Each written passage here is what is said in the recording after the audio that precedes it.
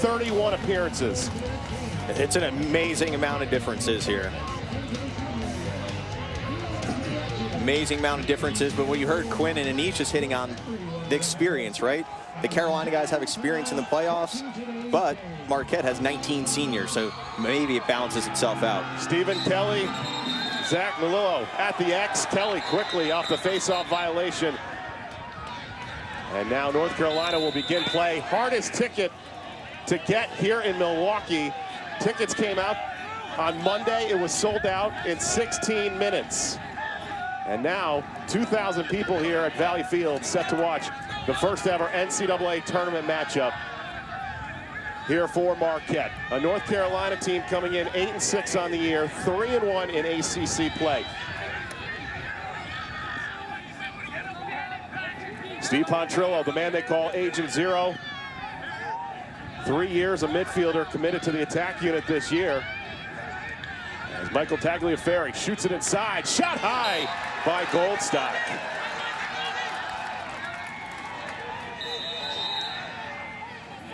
Good possession start from the Tar Heels from the top. Stephen Kelly gets the first face-off off an infraction, but good ball movement by the Tar Heels. Get settled down and keep possession. Good quality shot.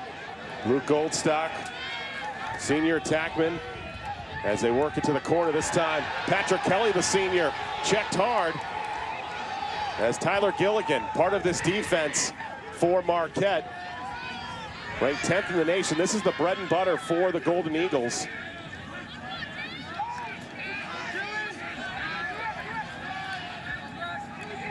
Pontrillo matched up with BJ Grill, the top defender for this Marquette defense.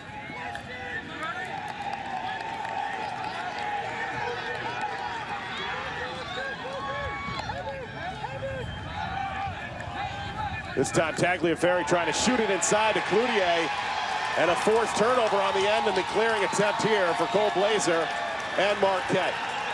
A team in 2011 brought in their head coach Joe Amplo, and 6 years later they're Big East champs off an emotional win over Denver, a 1-goal victory. And it has been an amazing turn of events here in Milwaukee for this program on the biggest stage in such a short period of time. Yeah, really good chance here for Marquette. Just take a deep breath on offense. Just play a couple minutes of defense, 2 good stops, and then take it down the offensive end, take a deep breath, get everyone a touch before they attack the goal the first time. Connor Gately circling around the crease, the senior attackman, one of 19 seniors. As Ryan McNamara, the talented junior, Joe Amplo telling us this week, he is the steal of the century when it comes to bringing him in. And this time, at the top, Andy DiMache wearing his teammates Kyle Whitlow's number. Whitlow suffered a knee injury early in the year, has been out of action since. McNamara, in fact, had to move from the midfield line as a result to the attack unit, and a nice play by North Carolina. Great defensive play by 33 Rowlett.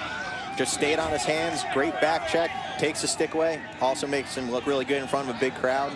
De-sticks him, gives possession back to the Tar Heels. Will McBride, part of this second unit, this second midfield unit for North Carolina, along with Tim Kelly and Brian Cannon, who put together an 8-point performance in the win earlier this season against Virginia. Yeah, Brian Cannon is probably the most unknown guy right now in Division I, but when they've needed him, he has stepped up huge in the past 3 weeks. ACC games, putting up goals against Syracuse, Notre Dame, keeping them in the game, and actually helped win and beat Notre Dame at home on Senior Day. Had the hat trick in the ACC semifinals loss. Is that shot by Cannon? Ricocheted off a defender. Now, ground ball into traffic for Marquette is McBride. And now Cole Blazer picks it up. Great story about Cole Blazer in the fact that he started against Villanova in terms of coming up with a 13-save performance. In fact, his father, Joe, came to every game, keeping stats at home for his son, Cole. And Cole said, you know what, we're not going to tell him until the starting lineups are announced. And Blazer has been a foundation of success in the cage. Yeah, you see the opportunity here. Cannon gets a shot off. Just great in-tight save by Blazer, excuse me. Not only does he do that, they get the ball and clear it. So they don't give the offense back to North Carolina, which is going to be huge in this first quarter. Gately trying to angle himself back towards the crease. As Blaine Fleming, the senior out of Pennsylvania, shot and run. This is a Marquette team coming off that emotional victory over Denver, 11-4 on the season. First ever trip to the NCAA tournament. DiMache gives it back off to McNamara. North Carolina's defense, talking with Joe Bresci this week, that has been the focal point in terms of improving. They've got talent top and bottom from attack to mid. Here's McNamara with a shot, and that goes in. Ryan McNamara gets Marquette on the board.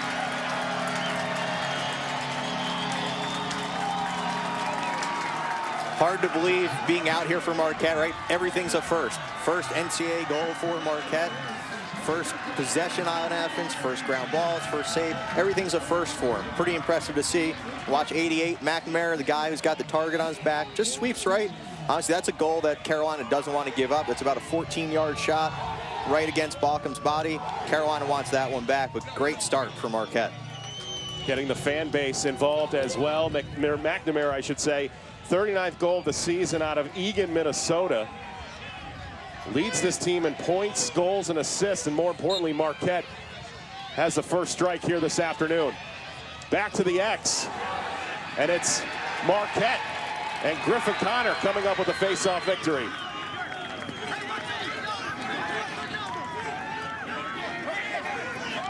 Yeah, talking to Carolina assistant coach Brian Holman before the game at the face-off X, they're real concerned about Marquette's wing play. That's what happened there. It's not so much right at the X against Kelly. It's the guys on the wings getting those 50-50 ground balls that give possession. That's ultimately what led to them beating Denver last week. Melillo, who won 52% of the face-offs in the victory over Denver against arguably the best face-off specialist in the country, in Trevor Baptiste. Fleming, left wing, shot on the run. And you talk about a prolific start if you're Marquette. This is exactly what you wanted. Get the home crowd involved, get the early advantage against the power in North Carolina. Yeah, they've done exactly what Joe Amplos wanted. Get possession of the ball, settle it down, get everyone touches, and take high-quality shots. Even the shots that they've missed, they've been backed up, and they get possession back right away. McNamara one-on-one with Brett Bedard. Beautiful trail check on the other end here for Ryan Macri. Causes a turnover for North Carolina, and a clear coming up for the Tar Heels. So far, the Carolina defense has done a nice job. Once they get guys into positions, they're sliding, getting that second check, and causing the turnovers. Good clear by Carolina as well, which has also hampered them down the stretch of the season. Chris Cloutier, the Canadian, angled left to the cage. One of 5 players on this team that has scored at least 20 goals on the season.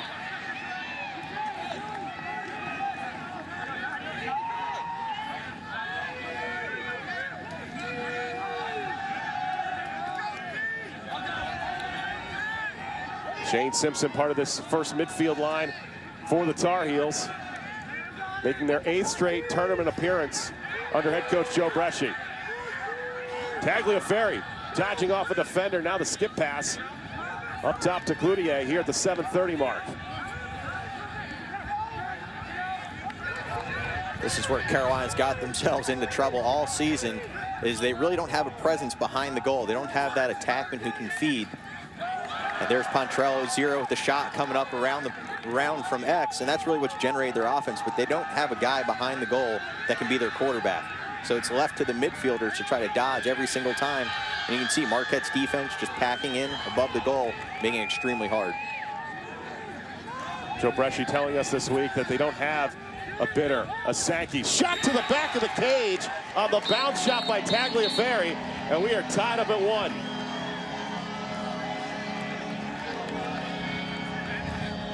#21, Tagliaferri just takes it upon himself from up top. and just brings it straight down Franklin Street for the bouncer. Puts Carolina on the board. 1-1 Tar Heels versus Marquette. The NCAA Men's Lacrosse Championship is presented by Northwestern Mutual. We help you live life differently. It seems like every financial company talks about investing your way to wealth. But what about protecting what you're building right now? At Northwestern Mutual, we know the importance of doing both. We combine personalized investment solutions that help grow your wealth with world-class insurance that protects what matters most to you. This whole picture approach is just one of the reasons 96% of our clients stay with us year after year. At Northwestern Mutual, we help you live life differently.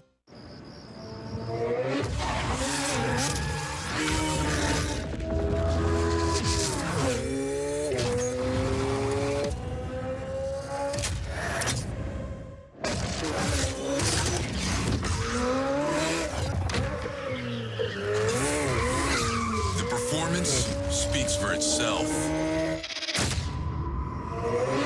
Pennzoil Synthetics, made from natural gas. Make the switch at Mopar Express lanes. Any beverage connoisseur will tell you that real Kentucky bourbon has an excellent mouthfeel. Well, consider this, beverage connoisseur. What kind of mouth feelings would happen if Arby's made sauce with real Kentucky bourbon and put it on brown sugar bacon? How would your mouth feel about that?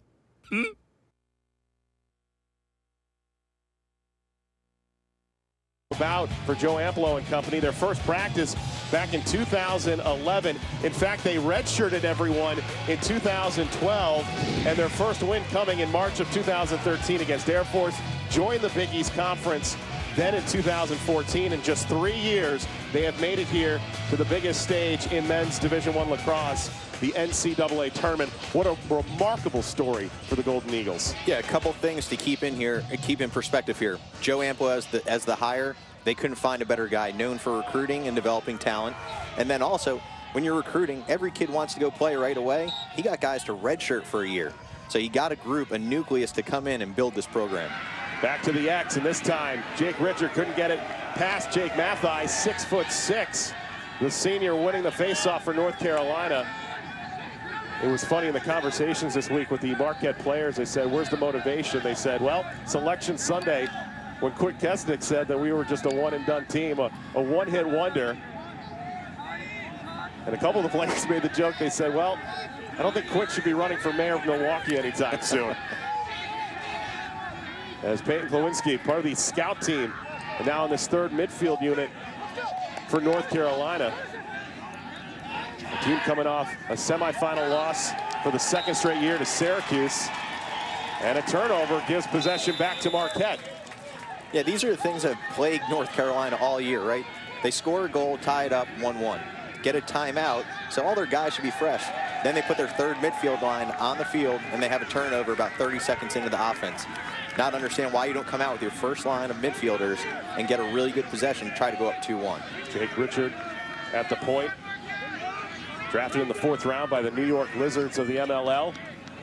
A Marquette team struggling offensively, averaging just under 10 goals a game, 42nd in the nation.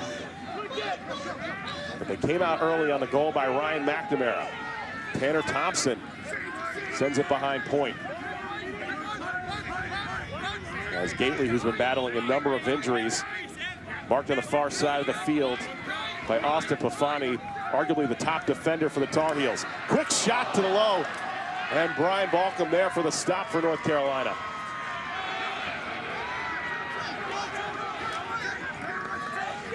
Good dodge by Gately, just one-on-one dodge against Pafani, comes around.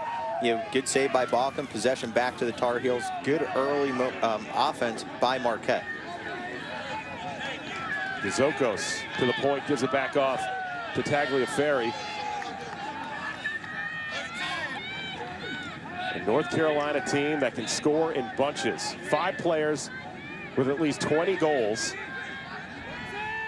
Remarkable to think they don't have that #1 guy in Bitter or Joey Sankey. And yet they're to this point once again. Tagliaferri on the roll dot shot past Blazer as it'll stay with North Carolina. Pontrillo coming out of the reset.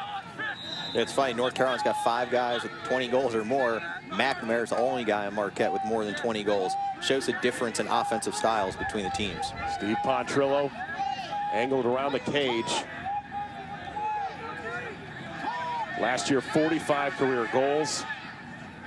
This year, coming in with the 39-goal performance, but has done a great job after being 3 years in the midfield to anchor and be the quarterback of this attack unit.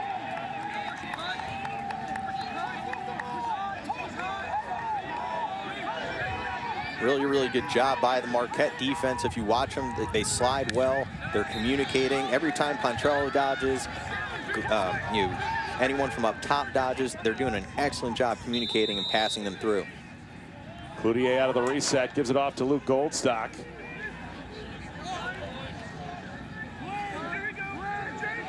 North Carolina trying to get back to championship weekend for the first time since '93. Richard with great striking distance. As Tagliaferri shot off the mark, it'll stay with North Carolina. Joe Bresci saying this week they love the underdog role. They don't mind the fact that everyone's talking about Marquette. The shovel pass inside. Liam Burns trying to get a stick on it. And the long pole, the Big East Defensive Player of the Year coming up with the clearing attempt now for Marquette. As Connor slipped for a moment. And Marquette quickly out of the restart. I'm sure the Carolina bench probably is not thrilled with that call. Just, Marquette slips and they fall on top of each other. Unfortunately, gives the ball back to Marquette.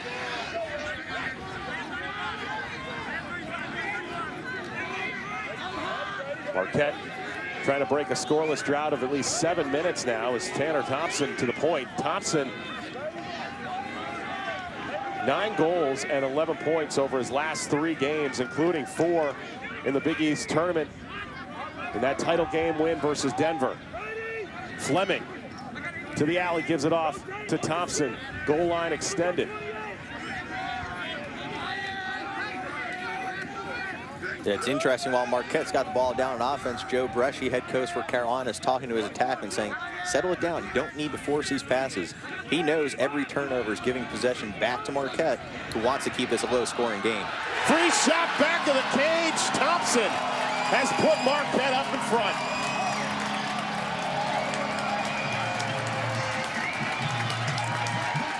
These are the goals you feel bad for a guy like Baucom having to stand in there from about 6 yards away and Thompson just unloading.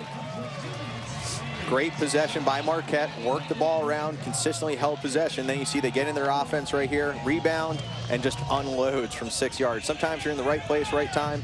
Great finish for Thompson. The Canadian shooter with his 17th goal of the season. Joe Amplo at practice saying, we're stepping into the arena. It's a question of how do we handle the moment. Your impression so far of what Marquette's been able to do? Yeah, I don't know what Coach Amplo's pregame speech was, but he has these guys focused. They're calm. The first faceoff they had the infraction. I thought, wow, are they going to be very anxious? They've settled down. I think it actually started on the defensive end. Played really well, picked up some ground balls, cleared it, and good possession, time of possession on the offensive end. Now a stalemate at the X with Kelly and Melillo, won by the man they call Bones. Stephen Kelly winning 58% of his faceoffs this season. And that was going to be the key. Both coaches saying whoever wins and dominates at the X is going to win this game. And we have seen before Stephen Kelly be out-dominated by a guy like Ben Williams at Syracuse twice in the last 3 games.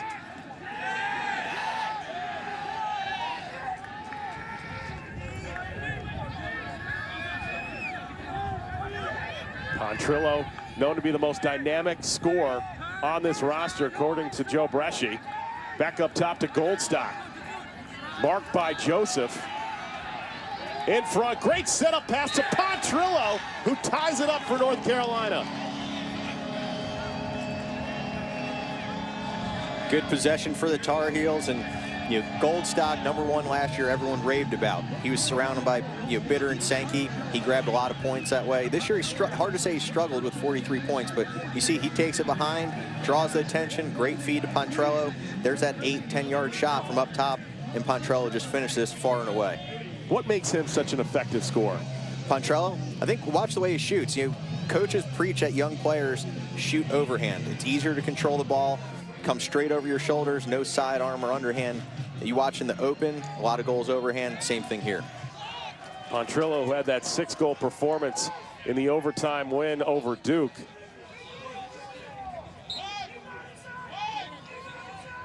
Kelly and Melillo back to the X again.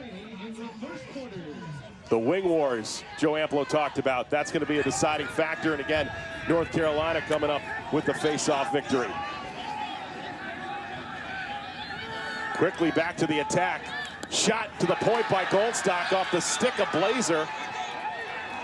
And Griffin tracking down the loose ground ball. Yeah, and Goldstock didn't see him, but he had Cloutier on the far pipe. If he had made one more pass, it was going to be a slam dunk goal. And sloppy play, turnovers to both ends. This time now Marquette settling down play as Jake Richard back to the possession point here for Marquette. Final 15 seconds left to go in this opening quarter. A 2-2 score, North Carolina Marquette. DeMache. Time winding down. In front, bounce shot goes in. Sometimes it's better to be lucky than good, and Kyron Clark coming up with the go-ahead score for the Golden Eagles. Those are the back-breaking ones for North Carolina defense. You could hear all the fans yelling, shoot, shoot. Gets himself in front of the goal, just right spot, right time. Catch, turn, finish, and he pays the price. He gets buried by the Carolina defense, but that's the passion you see in the playoffs. Catch, turn, shoot, and gets buried.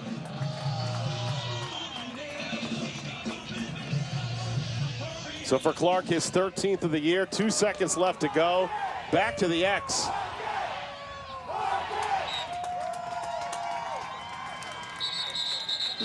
An exciting 15 minutes in the books here in Milwaukee. Marquette, first time to the dance. So far, they're strutting their stuff. Up by 1 over North Carolina.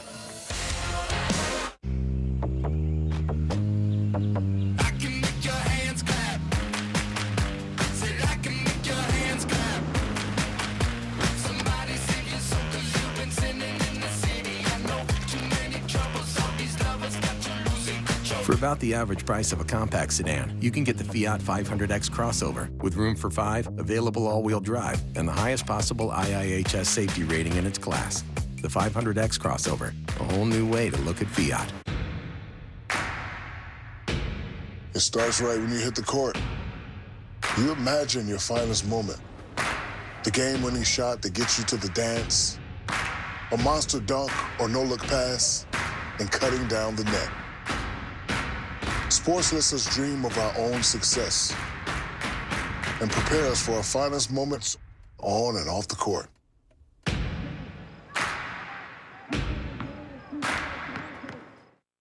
This May on Frontier Communications.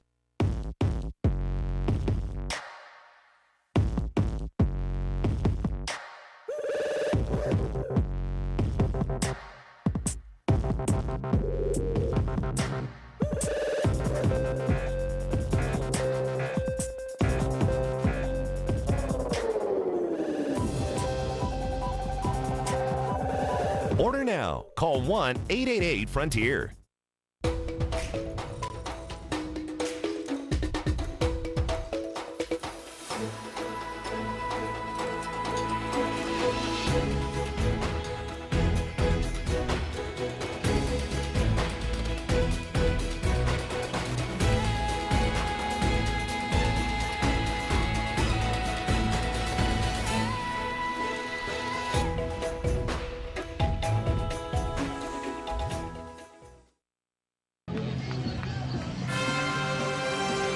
This is the NCAA Men's Lacrosse Championship presented by Northwestern Mutual. Valley Fields in Milwaukee, Wisconsin. A great, exciting 15 minutes in the books as Marquette, the Big East champs, with the 3-2 lead on North Carolina. Led by their head coach, Joe Amplo, in his 4th season, the 2014 Big East Conference Coach of the Year. And look what the job he's done so far in 4 years. Talked about trying to build a culture of dedication. As Marquette making their first ever appearance in the NCAA tournament. Joe Bresci, 8th year for him leading this Tar Heels program. 8 straight appearances into the NCAA tournament. But the big question is the talent there to make it all the way to championship weekend? Yeah, you look at it, right? Bresci's over 60% winning. Amplo's 53%, but the question keeps coming back. Can the Tar Heels win and get back to Memorial Day weekend? A Marquette team that won 3 of the 5 faceoffs in that opening quarter. Zach Melillo, the sophomore transfer out of NJIT. All about the wing wars, and still a scrum for the loose ground ball, taken away now by North Carolina and Evan Connell to begin this second quarter. A Marquette team 6-1 when scoring at least 3 in the opening quarter. See how North Carolina can bounce back in this second. Yeah, and Carolina's not too concerned, right? They've played from behind in a lot of games this year. Notre Dame a couple of weeks back, they were down 4 or 5 goals in the 4th quarter, went on a 7-goal run to win. So 1 goal is not a big deficit to them, but they do have to have a better frame of mind on the offensive end. Bad turnovers and bad shot selection so far. Simpson to the point. On the alley, shot in the goal. Less than a minute into the second quarter, and North Carolina has tied it up at 3. Carolina spreads him out and just takes advantage of it. Simpson, everyone talks about he's the fastest guy on the team, comes from Ontario, playing field lacrosse versus box lacrosse, but this is just a pure one-on-one outside the box, hard righty dodge, looks for the assist, but righty cannon low and away. Good shot by Simpson, ties it back up for the Tar Heels. He's been known to be one of those improved players on this North Carolina team, a possible All-American. And his 8th goal of the year has tied this one up at 3. Just 54 seconds into this second quarter. Yeah, Simpson's the guy that in the Notre Dame game that we referenced, he had the critical goal to pull them back in and win that game. Same thing here. He always seems to pop up with that big righty goal when they need it. So a scrum for it once again at the X as Kelly comes away with the face-off victory. Quick setup pass on the long stick as Jack Lambert could not handle it. Richard with a couple of vicious stick checks. And North Carolina momentarily, now an over and back call. And so Marquette will take over possession. It was interesting. You talked to members of the local media here in Milwaukee, and they define this team as the Bad News Bears. Marquette, all bunch of recruits, nobody wanted, and yet somehow, in just 6 years of existence, they've been able to put together one of the most remarkable campaigns we have seen in men's lacrosse in a long time. Yeah, and even though they don't have the big alumni presence yet, right? This senior class will be their first alumni class. Joe Amplo has such a good following from being at Hofstra that the Hofstra alumni, all these guys all over lacrosse are pulling for Marquette in this game. And it's still amazing to think all these guys redshirted, the seniors did, just to get a year of practice. All they did was practice 5 days a week, up early in the morning. That's all they did for a year to get ready for the level of competition that they're now facing here in North Carolina. Yeah, I'd be lying, John, if I told you that I actually enjoyed going to practice 5 days a week with no game on a Saturday to look forward to. McNamara slips momentarily. Macri, far side of the field, gets the cause turnover. He's already got a couple here this afternoon. And finally, Pafani, the long pole, takes it into the box for North Carolina. Yeah, good job by 20 Macri on the defensive end for the Tar Heels. You mentioned he's been the guy all over the place today, really standing out. Last time down, Tar Heels, Lambert, the long stick, had a bad turnover. Again, gives possession back to Marquette. They need to just stop hurting themselves on the offensive end and start to get into a rhythm. They settle play back up top. 8th in the nation is this scoring offense for North Carolina. And the players reminded me this week, you know, hey, we did win an ACC regular season championship. We did tie with Notre Dame, I should say. So we can be a dangerous team. Unseated just for the 4th time ever in program history for the NCAA tournament. As the man they call Agent Zero, Pontrillo, marked by BJ Grill behind the cage. Angling in front, shot, Blazer gets it into the crease, and a clearing opportunity here for the Golden Eagles. Yeah, so you asked me earlier what makes Pontrillo such a good scorer. Not shots like that. You know, running away from the goal, trying to backhand it in. Very, very low percentage shot. And then really it's just a turnover and possession back to Marquette. John Wagner, one of the few, number 77 for Marquette, a freshman.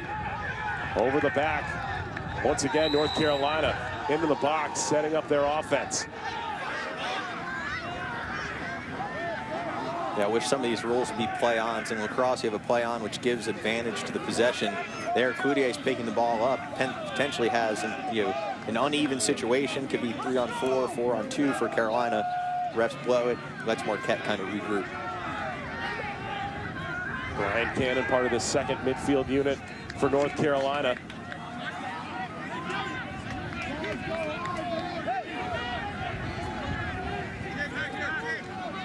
North Carolina offense that's already put 11 shots on goal, with Tagliaferri and Pontrillo accounting for 7 of the 11. So that balanced attack we have not seen so far here for the Tar Heels. Simpson trying to draw the slide by Marquette. Tagliaferri on the run, gets it to go, and North Carolina in the driver's seat, up 4-3.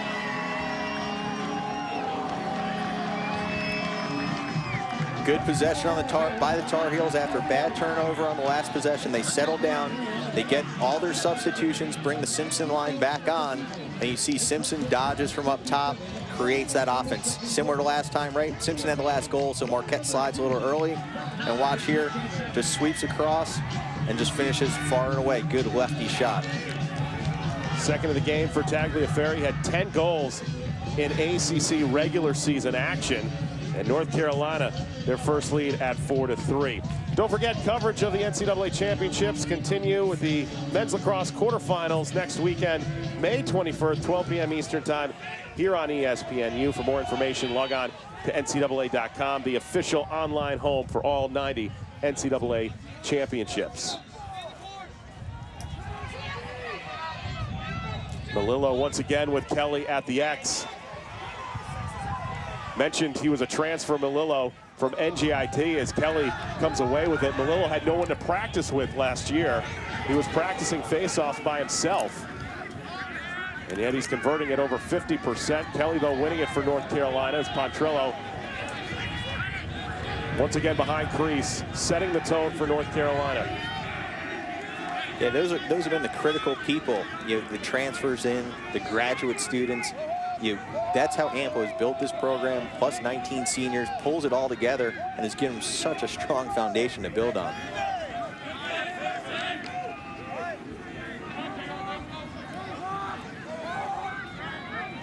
Shane Simpson, the junior out of Ontario, Canada. Back off to Tagliaferri, already a couple of goals, as Cloutier nearly mishandled the pass. Under 9 minutes to go in this first half. North Carolina with a 4-3 advantage. Winner moving on to next weekend's quarterfinals in Columbus. Luke Goldstock trying to get to the cutting. Pontrillo. Here's the benefits of playing on a natural grass field. Ball goes through. Nice grass field, slows it down. The new turf fields, that thing's out, and it's a possession for Marquette. Tagliaferri going low, and Blazer coming up with his 4th save here for Marquette. You mentioned the playing conditions. In fact, the soccer field has the turf, and yet they elected, because of the size of the crowd, over 2,000 people here at Valley Fields, they're playing on the grass surface, which North Carolina is accustomed to. Timeout on the field, 8:06 left to go in this first half. North Carolina in front of Marquette. isn't always easy to know where you stand financially. Multiple accounts, investments, insurance. It can leave you wondering how it all fits together. At Northwestern Mutual, we help you see your whole picture, find out what you truly want, and then together we design a plan to go get it. There's a confidence that comes in knowing what financial security is and doing what it takes to achieve it. At Northwestern Mutual, we help you live life differently. Any beverage connoisseur will tell you that real Kentucky bourbon has an excellent mouthfeel. Well, consider this, beverage connoisseur. What kind of mouth feelings would happen if Arby's made sauce with real Kentucky bourbon and put it on brown sugar bacon? How would your mouth feel about that? Your mouth feel pretty good? Arby's, we have the meats. Throughout history, there are those who evolved to control energy, teleport, and even fly. Still others evolved so much, they don't even need to wear pants. With Hanes X-Temp technology, you'll stay cool under pressure, even when saving the world from apocalypse. Wait, what now? Hanes X-Temp technology, because when you're cool, you're comfortable. X-Men Apocalypse in theaters May 27th. Two worthy challengers for the East, but only one can advance. Game 7, Heat, Raptors, tomorrow at 3:30 on ABC. Anish Shroff, Quinn Keshnick, High Point head coach John Torpy with you at the half. We'll look back at Loyola Duke and break down the first half of the game you're watching. Clash of tempo so far. Yeah, no doubt about it. I think what Carolina's, done a really good job of so far is just dodging that top center spot and drawing a lot of attention away from the middle of the field. By the way, Quint has rescinded his bid for the mayoral position in Milwaukee, John. Yeah, I think that's a good idea, Nish. Here in Milwaukee, 4-3, North Carolina on top of Marquette. Final 8+ minutes left to go in this first half. Don't forget, coming up tonight at 9:30 Eastern, our next 30 for 30 film, Believe Land. It chronicles the struggles of Cleveland's major sports franchises over the past 50 years and the impact it has had on the fans. Believe Land, presented by Mini, tonight, 9:30 Eastern on ESPN. This North Carolina offense so far, Steve, a +7 advantage in shots. They've also got a 7-1 advantage in face-offs so far, and yet they've only got a 1-goal advantage. Yeah, the thing that's hurt them time and time again has been the bad shots, which I count as a turnover in my own book, or the turnovers on just poor execution on the offensive end. They should be up 3-4 goals based on the statistics. And my recommendation for Quinn is he should come out for practice one day, maybe suit up as a goalie for Marquette, and then I think he'll earn their respect back. As Thompson to the point, sends it back up top. As Ryan McNamara, one of the 3 goals so far for Marquette's, held scoreless though in this second quarter. As Andy DiMache draws the slide from North Carolina. Bullet shot right to the chest of Balcom. Normally, DiMache wearing his number 20 jersey, but he actually forgot it in Denver when they were playing in the Big East title game, and as a result, went with Kyle Whitlow's number 6. And Whitlow has been out earlier in the year with a knee injury, so trying to get some luck with the new number 6. Yeah, I can't dog him for it. I heard some really good guys back in 2006 used to wear number 6 as well. But, hey, he had a great game against Denver last week, produced. If you're on a hot streak with that number, keep it. Here's McBride, past the restraining line, down to the wing with Brian Cannon in this second midfield unit. One of the more effective second midfields in all of it. Lacrosse, as we've seen earlier this year versus Virginia, when they had that 8-point outburst. Here's a good matchup for Carolina. You got Cloutier, he's got short stick matched up on him. He's used to dodging long sticks all year. So this gives him an opportunity to go one-on-one. Against Jake Richard. Cloutier going with the left-handed shot. Blazer there at the knees once again with the save. The sophomore who made his season debut versus Villanova. 13 saves, held Villanova, that high-powered offense, to a season-low 3 goals. Yeah, the defensive player of the year for the Big East. Burns slides there, creates the double team. Cloutier, amazing check by Plafani. As Austin Plafani gives possession back to North Carolina. And they want to settle down play here with under 6 minutes to go in this first half. That's a highlight reel over the head check. I think we'll definitely see that on replay at some point later today throughout the games. That far away from the goal, great check by Plafani. Here's Tagliaferri, a couple of goals on 6 shots to lead the way for North Carolina's offense. Marked by the long pole and Brendan Connolly.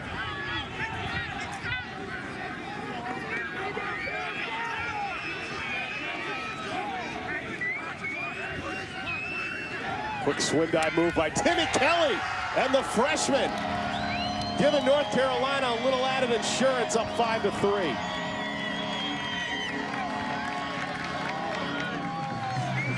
Not bad for a freshman in his first NCAA playoff game. Just takes the one-on-one dodge, lefty above the goal, and finishes. Great possession. Starts with Plafani on the defensive end. He gives the defense the energy. Then it comes down to number 15, Kelly, one-on-one. Dodges straight above. Little swim move here. Right, gets above goal line, right next to the ear hole. Great shot by Kelly. There's a lot of Kellys on this roster. Timmy Kelly, whose brother is Patrick Kelly, who's the cousin then of Stephen Kelly. And then there's Charles Kelly, who is not related to Yeah, he's any just of the them. outsider, unfortunately. Well, either way, the freshman Kelly in North Carolina with a 2-goal advantage. As Melillo and Stephen Kelly back to the X once again. I wonder if Bresci starts yelling at Kelly in practice, if they all just turn and walk the other way thinking he's yelling at the other one. Kelly and North Carolina with their 8th face-off win. That has been the defining factor thus far, plus the midfield for North Carolina. And now a timeout taken by Joe Bresci and the Tar Heels. Great timeout. Lambert was out to have his second big turnover in the first half. Good timeout by Joe Bresci. So a timeout here with North Carolina up by a score of 5-3. And Sunday, don't forget, Game 7 between the Raptors and the Heat. Eastern Conference semis, the right to face off with LeBron James and the Cavs in the Eastern Conference Finals. Coverage starts with NBA Countdown at 3 Eastern, presented by Straight Talk Wireless. Well, kind of setting the stage, Marquette, a team that came in, really punched North Carolina in the jaw with the early goal by Ryan McNamara, and yet North Carolina has not only taken the momentum, but it seems they've taken the wind out of the sails of the Golden Eagles. It took a little bit of time, right? I think Carolina came out a little sloppy, which they've done most of the year, but they've started to do the things that have made them successful. Face-off X, you mentioned, 8-1. That's 8 possessions more than Marquette would have.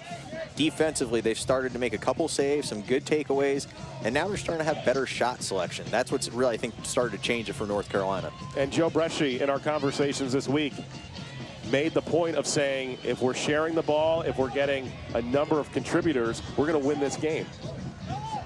Yeah, the ball moves a lot faster in the air than one guy carrying it. Plus, when you're playing a defense like Marquette, who likes to pack it in, they only gave up 8 goals a game this year.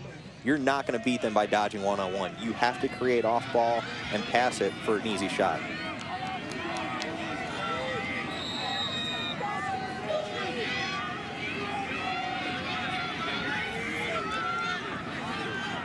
And North Carolina back to work out of the timeout. Simpson in front, Tagliaferri. That shot just missing past Blazer. Great play set up coming out from North Carolina timeout. They give it to Simpson. You can tell his first look is to shoot like he did earlier for the goal. Second look is inside of Tagliaferri, and great catch and turnaround shot, just misses wide. What do you make of the productivity of North Carolina not coming so much from the attack unit, but from the first and second midfields? Yeah, and that's where they're going to expose Marquette. Marquette's strength is really with their long sticks down low. That's where they lock down. But honestly, the Marquette short stick defensive midfielders have done a really good job. They haven't gotten blown by. Carolina's just shot well from the midfield.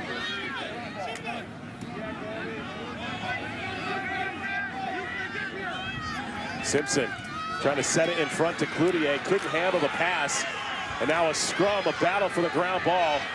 Burns, the long ball. Certainly gets the style points with the hair this afternoon. Gets it into the box, and Joe Amplo and Marquette wants to take a quick timeout. Yeah, we give him the style points for the hair, and then he's going the old school, low-cut, all-black cleats. That's throwing it back to the 90s right there.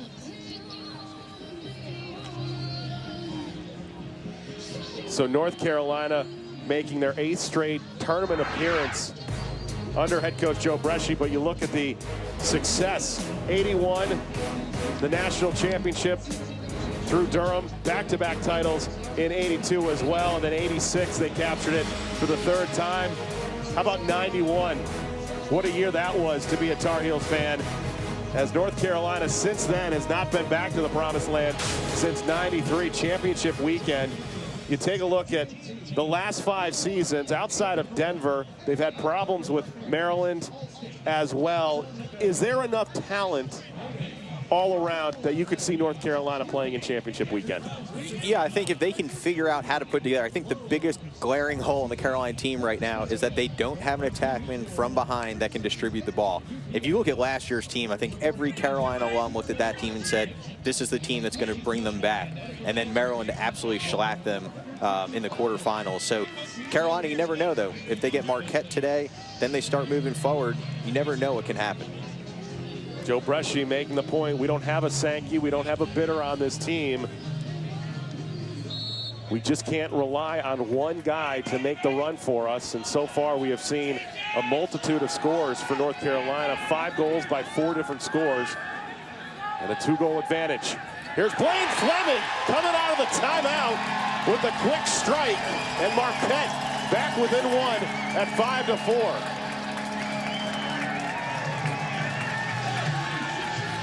This crowd is fired up. I mean, for hosting their first NCAA game, what an incredible atmosphere. Every time there's a goal, they're firing the horns off, the music. These guys are fired up. Great individual dodge from up top and just separates and finishes against the Carolina defense. That's a huge goal coming out of a timeout. Just separates, there's no slide from North Carolina. You know, Carolina's defense actually, drops down to the ground to try to give a line of sight for Balkum, but he's only 9 yards out there and he's just unloading. 9th goal of the season for the senior out of Pennsylvania, Blaine Fleming, part of this first midfield unit for Joe Amplo. And a 5-4 lead now for North Carolina with just over 3:30 left to go. And again, Melillo and Kelly in a stalemate at the X. Melillo, the sophomore, coming away with the face-off victory, just the 2nd one of the day for Marquette. Big opportunity, have a big momentum goal right before this, get the face-off, and you bring your guys right back on. You try to keep that adrenaline rush going. I think the biggest question coming into this game was how could Marquette handle the moment, the big lights, the big stage. How do you think they've handled it so far? Exceptionally well. It's like they've been here for eight straight years like Carolina. They have not flinched at all. They haven't had any bad turnovers. They just haven't scored on every shot they've taken. Here's Fleming, draws the short stick. As McNamara, the junior, Amplo telling us the steal of the century in terms of recruiting. Bringing in a guy like McNamara. Yeah, and Gately, number 12, actually he's from my hometown. My older brother and I coached him when he was in 8th grade. You can see he's skinny. When he was in high school, had an outstanding high school career, but just wasn't highly recruited because of his size. Fleming with a bullet that Balkum was able to stop. And now possession given back to North Carolina, Jake Mathai. You can see it's a free clear. His interference with the goalie when he has possession inside the crease gives a free clear to North Carolina. You made the point about this roster for Marquette, less than 20% coming from the Midwest. The closest, in fact, to Milwaukee is the goalkeeper in Cole Blazer, 55 miles from Libertyville, Illinois. So to be able to bring guys from California, bring guys from New York, all around the country to form this Marquette team is certainly a testament to the job that Joe Amplo has done for this program. Yeah, he's heavily weighted 13 kids out of Pennsylvania, then New York, New Jersey, Ontario, California, Minnesota. You go down the list, he has spread his recruiting out all over the country and then even going north into Canada. Great matchup here with Luke Goldstock, marked by Liam Burns, who runs into a train wreck. And that is going to draw our first flag as North Carolina is going to go man up. Yeah, and that's an easy call for the refs all day. When you set a pick, your intent is you either have to stop at it, go around it. You can't just destroy the guy. He's a sitting duck. It's going to be an unnecessary roughness against Marquette.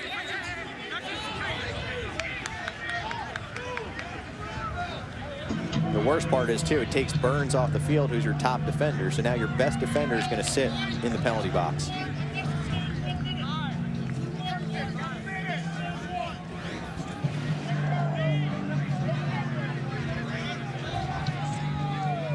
Yeah, you can see he turns and lines him up, too. He actually sees the pick already set and turns right into him. That's a real easy call for the officials. So Marquette, 31st in the nation in EMO. 45% for North Carolina, including going 4-4 in the semis versus Syracuse. So an opportunity to grab a 2-goal lead with under a minute to go. We know how valuable a goal under a minute is momentum-wise. Yeah, if they can get a separation back to a 6-4 game, that would be huge, big confidence boost going into the locker room. North Carolina works it around the perimeter. Contrillo, the setup pass to Kelly. Beautiful look to Cloutier, who goes top shelf for the score.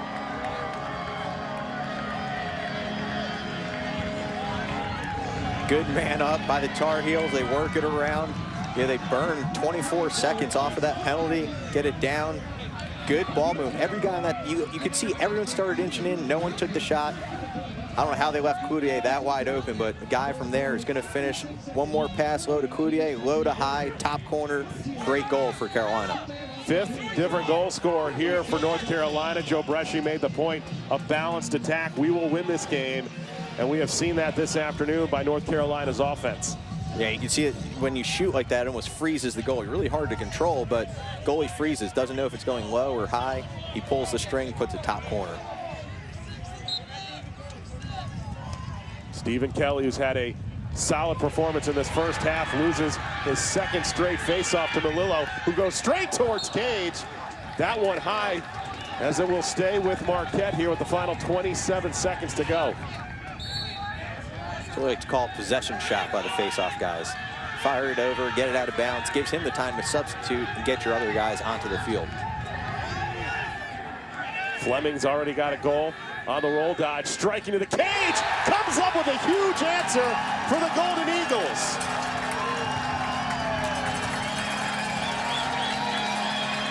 I was just going to make the point, how big would it be if Marquette could answer and get this fan base on their feet again? I got my answer pretty quick. Yeah, look at how fired up he is coming off the field. Back-to-back goals for him there, helping create offense. Just one-on-one dodging. He's taking it upon himself. Dodges one. Watch, Carolina doesn't slide till it's too late. Easy goal.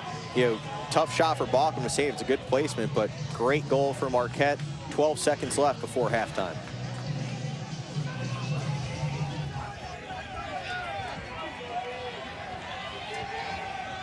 So the final 12 seconds left to be played in this first half. Marquette, who scored 2 seconds remaining in the first quarter, coming up with another big performance here in the second on that goal by Fleming. As the final seconds tick away, what a heavyweight bout we have had. Round after round, North Carolina and Marquette have just been an absolute battle here in Milwaukee. Tar Heels with the 6-5 advantage. Winner moving on to the quarterfinals. One half in the books as we get you back to Anish Roth in the studio for our halftime report. John, thank you much. I am joined here by Quint Kesnick, the former All-American goalie from Johns Hopkins, John Torpy, the head coach at High Point. All right, before we start, I tweeted out on Selection Sunday that North Carolina was the lock of the first round. Quint, you had some choice words about Marquette's position as a 6th seed on Selection Sunday. And here we are at halftime. Marquette, despite losing a lot of the statistical categories, they're only down by 1 at home very much in this game. Doing a good job on offense, being opportunistic. This is a game that has featured much longer possessions. Marquette's only got 10 shots, but they have 5 goals. And I think that goal late before halftime is a big deal. You can see defensively right now, the Golden Eagles kind of struggling to keep up with the speed of Carolina's midfielders. I really like the way that both teams are attacking the middle of the field here, dodging with sweeps, attacking the top center spot in the offensive end of the field. We're getting a lot of really good goals, a lot of good sweeps. It's been a pretty scrappy game. I think you got to think that the way the game is going is favoring Marquette right now. Marquette only has 10 shots. You see what Carolina's defense is doing. How do the Golden Eagles get more opportunities offensively? I think they're going to have to go to some two-man games and set some picks because other than Blaine Fleming, they've struggled to run by their man. McNamara has an unassisted goal, but Fleming, I think Carolina's defense has to do a better job of accounting for Fleming. And then in other sets, I think Marquette should go to a two-man game, more picks, whether it's at X behind the goal, which I like against Carolina. I don't like Carolina's invert defense. But that way you can gain separation and gain advantages. John, how is North Carolina generating offense against a team that wants to play a slow-down game? I think North Carolina's taken a page out of Denver's book last week, going at that top center spot. Bolton Jackson had a lot of success against these guys doing the same thing. You're seeing these guys sweep. It's a really, really hard dodge to defend as a defensive coach. You look at that, and I feel like both teams are doing a really good job kind of dodging that top center spot right now. And good balance with North Carolina, too. They're getting some good looks at that. Yeah, when you see it right here, Simpson, they create all sorts of real estate for him, and the defense seems hesitant to go. Yeah, they do. It's tough to slide to that. You got guys open in the middle of the field. I think you really got to get your backside guy on that pipe helping in and collapsing on the crease. 5 different goal scorers in the first half for North Carolina. That's been a theme for UNC. Pretty much all season, it's been a different star for them in every game. Michael Tagliaferri leading the way for the Heels with a couple of goals. Fleming, too, for Marquette. Earlier today, it was Duke and Loyola meeting in a first-round battle. Duke won the regular season meeting 15-6. That was March. This is May. Pat Spencer, 10 points for Loyola in the Patriot League title game. The freshman was marvelous. He had 8 points, 3 goals, 5 helpers. Once again, he showcases all the skills you want from your quarterback, your ex-attackman, whether it's dodging, feeding, or shooting. An unbelievable performance. Duke trailed 9-6 at the half, late third quarter. It's a cameo by the Blue Devils' second midfield, Trip Transu. Makes it 12-9, but Duke would get no closer. Zach Haywires was the closer for Loyola, coach. Zach Haywires, Canadian kid, fantastic job getting open inside. I thought both teams could have slid with a little more conviction today, but obviously taking advantage of that. Great job by him. Haywires had 6 goals, 3 in the fourth quarter. Loyola on to the quarterfinals. Here's head coach Charlie Toomey. No, he's phenomenal. He really he made all the saves. And he stole a few others. I think what we're going to do is we're going to go back and we're going to review the film and we're going to look at some of the clearing passes and some of those mistakes, that we made. But, when there was a breakdown, he stepped up and he saved our bacon a few times today. The young man stood tall for sure.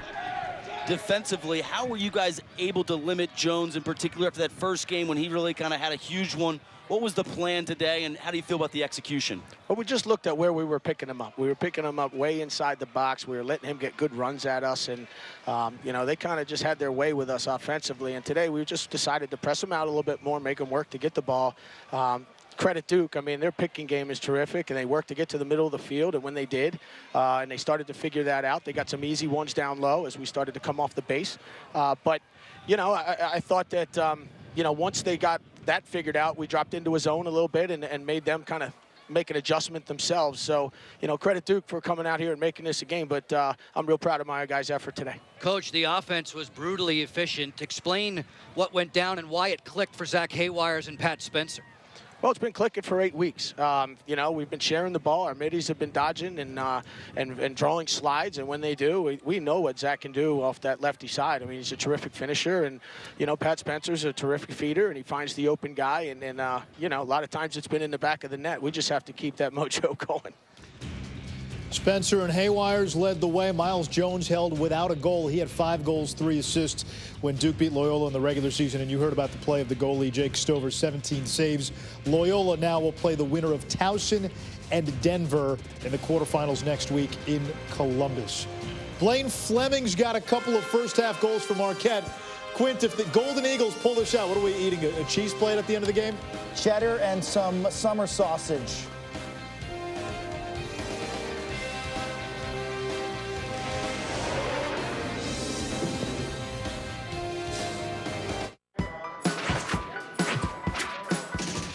One of the best shooters in the history of the SEC, Chris Lofton. Number 5, was diagnosed with testicular cancer after his junior season.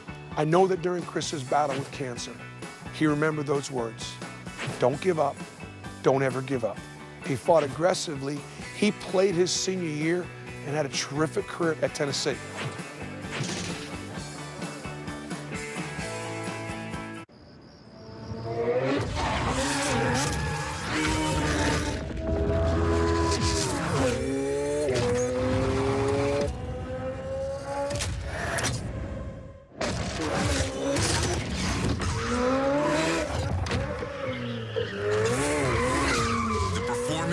Speaks for itself.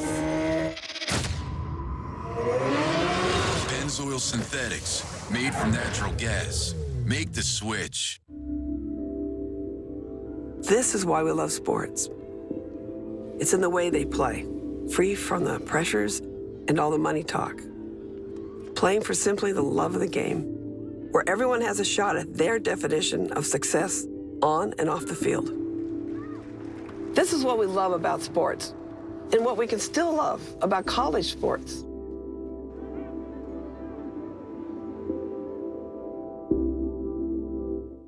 I'm looking for my daughter's first vehicle. It needs to be safe, reliable, and affordable. I understand. With over 2,000 cars, trucks, and SUVs available, finding the perfect fit won't be a problem. And I won't rustle you over price. With our low price guarantee, we'll never lose your business over price and provide you an exclusive warranty forever at no additional charge. Thank you. You're welcome. Dad, you got that in pink? During the Memorial Day 10 event, sign and drive the all-new Malibu for $199 per month, or save $9,000 on Silverado. Only at Jim Brown Chevy in Tampa. Jim Brown! This May on Frontier Communications.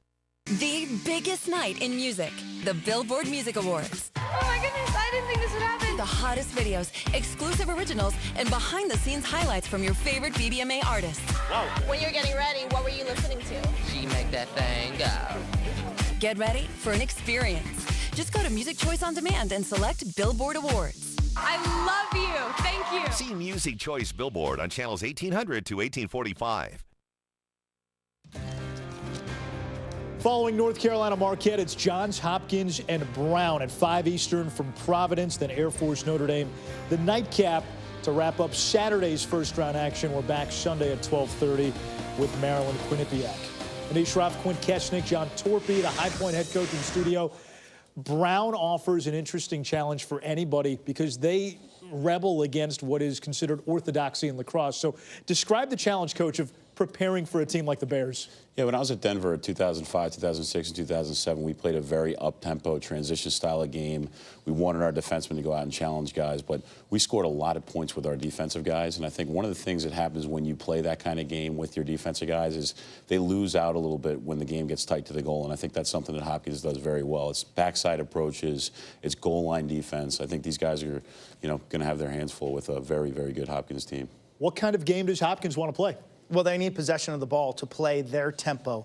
And I think everything starts with ground balls. This is a Hopkins team. When you put up the keys on the board, I think you start with defending Dylan Malloy and the way he can bulldoze. He's going to have a physical advantage in that matchup. He's got about 20 to 40 pounds against any defender that Hopkins rolls out. Clearing for the Blue Jays, Achilles heel all year. Deal with Brown's pressure in the half-field sets. And I think Shaq Stamick, Ryan Brown, and the skill and finesse of the Blue Jays can capitalize on that pressure and score. And then last thing, defend Brown face-off transition. They score right off the draw. They take it in with those long poles, Kemp and Garal, and score quickly. And they've got a goalie who can initiate transition too. Kelly's been one of the top goalies in the country. Yeah, and he's in my book. He's the best in the country. This is a significant test. It's a home playoff game. Brown hasn't won a playoff game in a number of years, so this is going to be a great environment.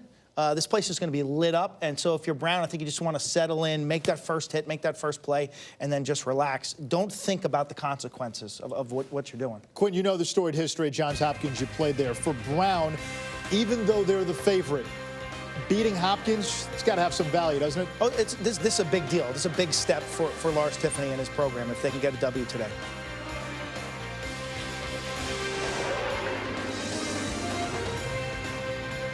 Save big at the Bass Pro Shops Go Outdoors event and sale, like double rewards points on Oakley, Maui Jim, and Costa sunglasses. Save 25% on this Bass Pro canopy chair and a Coleman 3-room dome tent for under $100.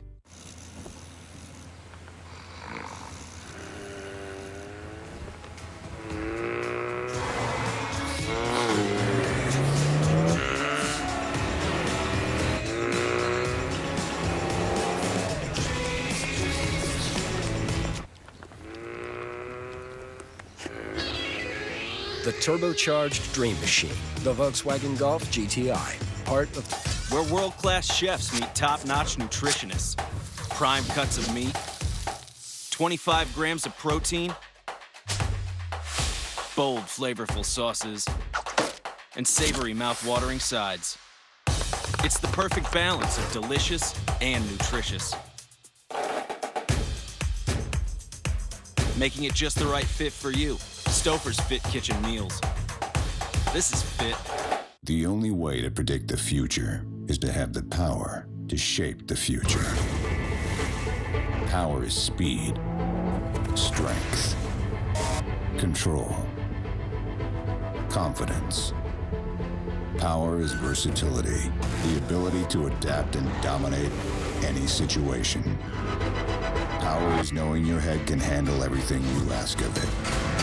Eccentric. Unleash your power. Shorts.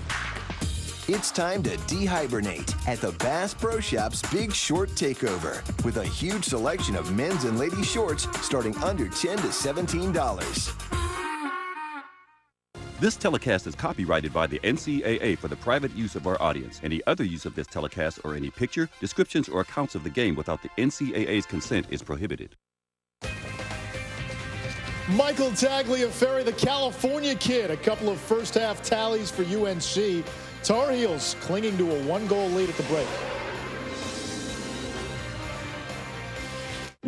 To achieve financial security, there are two halves to consider: protect and grow. Instead of focusing on insurance or investments alone, we bring them together into one whole picture. At Northwestern Mutual, we guide you along your path by combining personalized investments and world-class insurance. That's one of the reasons 96% of our clients stay with us year after year. At Northwestern Mutual, we help you live life differently. Any beverage connoisseur will tell you that real Kentucky bourbon has an excellent mouthfeel. Well, consider this, beverage connoisseur. What kind of mouth feelings would happen if Arby's made sauce with real Kentucky bourbon and put it on brown sugar bacon? How would your mouth feel about that? Your mouth feel pretty good? Arby's, we have the meats. It starts right when you hit the court. You imagine your finest moment. The game-winning shot that gets you to the dance. A monster dunk or no-look pass, and cutting down the net.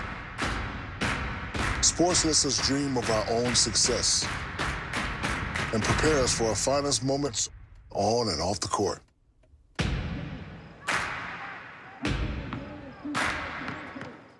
Even a minor car accident can cause injuries. If you're hurt, it's important to be diagnosed right away. The problem is that usually means running around from one facility to another. At Crespo & Associates, our team can diagnose you for any type of injury. Your road to recovery can start right now and here. Diagnosis, treatment, therapy. Call 855-C-CRESPO-MD. Recoveries happen here at Crespo & Associates. 855-C-CRESPO-MD. I need a new vehicle. I've done my research, so I'm not going to go back and forth with you on price. I understand, and with our low price guarantee, we won't lose your business over price, and we'll provide you a warranty forever at no additional charge. And what about my trade-in? We start trades at 120% of Kelley Blue Book. Deal. I knew you'd see it my way. During Memorial Day 10 event, sign and drive the all-new Malibu for $199 per month, or save $9,000 on Silverado and GMC Sierra. Only at Jim Brown Pasco Chevy Buick GMC in Dade City. Jim Brown!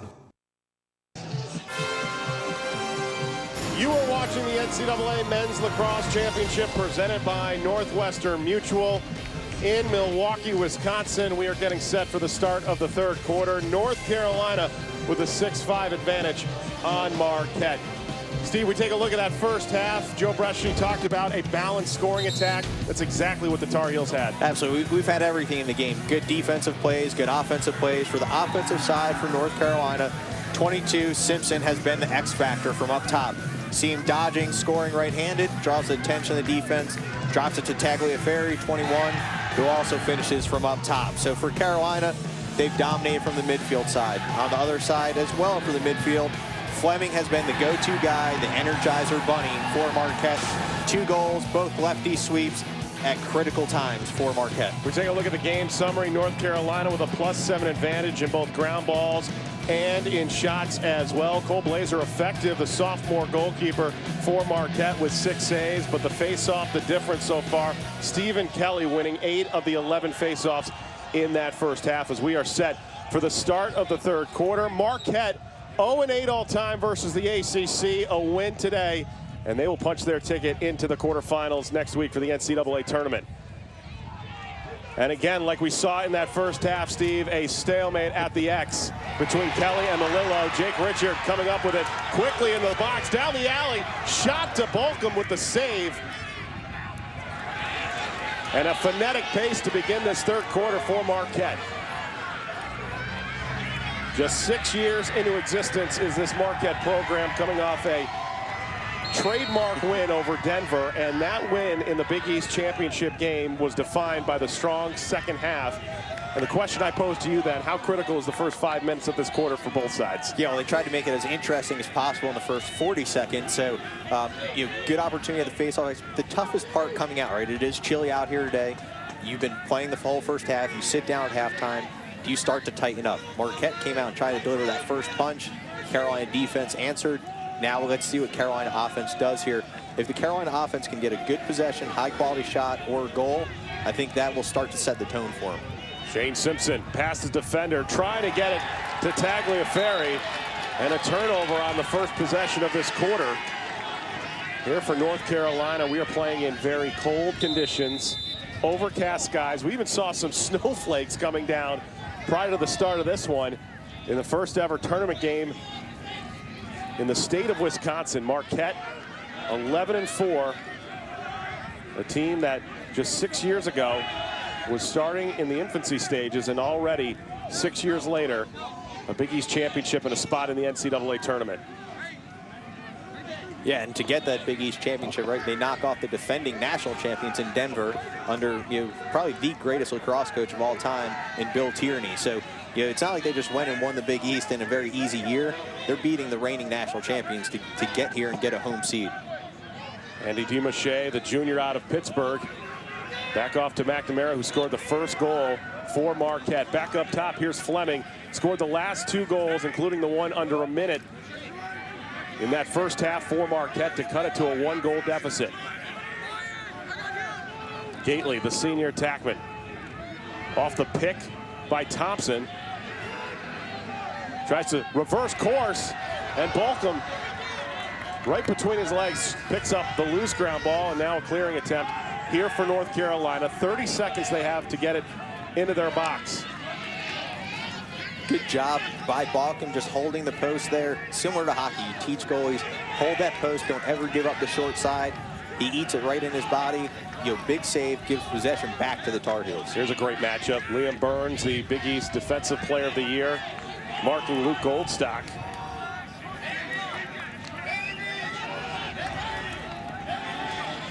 A Marquette defense led by Burns along with B.J. Grill, who didn't even know who Joe Amplo was. He called him up one day and said, "Hey, coach, I'm coming to Marquette to play lacrosse."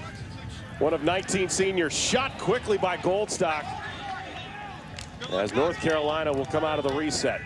5 different goal scores in that first half for the Tar Heels, trying to get back to the quarterfinals and championship weekend, more importantly, for the first time since '93. Kelly down low. Pontrillo off balance, gets the shot to go, and we are tied up at 6. Second of the game for the man they call Agent Zero. Yeah, he certainly hurt us in the open, talked about his shooting capabilities. He scores again, put Carolina up 7-5 here, but good thing Carolina did on this possession, right? Originally, Goldstock gets that first shot, turns, fires it over the goal. Pontrillo picks it up right away out, and he finds himself in front of the goal. Again, pretty low percentage shot, but at this time he capitalizes because he's further above the crease. Just a little underhand and no look, fires and finishes. Pontrillo, who had that 6-goal performance early in the year against Duke, made a point of saying working with a former Tar Heel, and Marcus Holman really has been able to develop that explosive first step that we see on a case-by-case basis. Yeah, that's what attracts kids to these programs, right? When you have juniors, seniors that are first-team All-Americans, or Marcus Holman playing on the U.S. World Team, you get to practice with them every day for a year or two when you're a freshman and sophomore. That's inevitably going to develop your talent. Burns with a great stick check, trying to cause the turnover. Leads in that category, third in the nation, in fact, at just over 2.5 per game. As Pontrillo. This is a great matchup here. Watch Carolina. They're going to try to pull as many people away. Yeah, honestly, I'm shocked why Goldstock's still so high. Pontrillo's got a short stick on him. He's going to dodge one-on-one and try to draw the slide and get an easy assist. Pontrillo's last goal, making it now 10 career goals. Excuse me, check that. 20th career multi-goal game for Pontrillo, a 7-5 advantage. Great trail check by Marquette, causes the turnover there. Pontrillo thought he was in the open. Trail check causes a bad pass and a turnover back to Marquette. Now the question becomes, we've seen a couple of times so far, Marquette has been down by 2, but then been able to, in a sense, cut the deficit in half, yet they're trying to tie it up and trying to get the momentum back in their favor. Fleming drawing the slide, they work it behind Cage.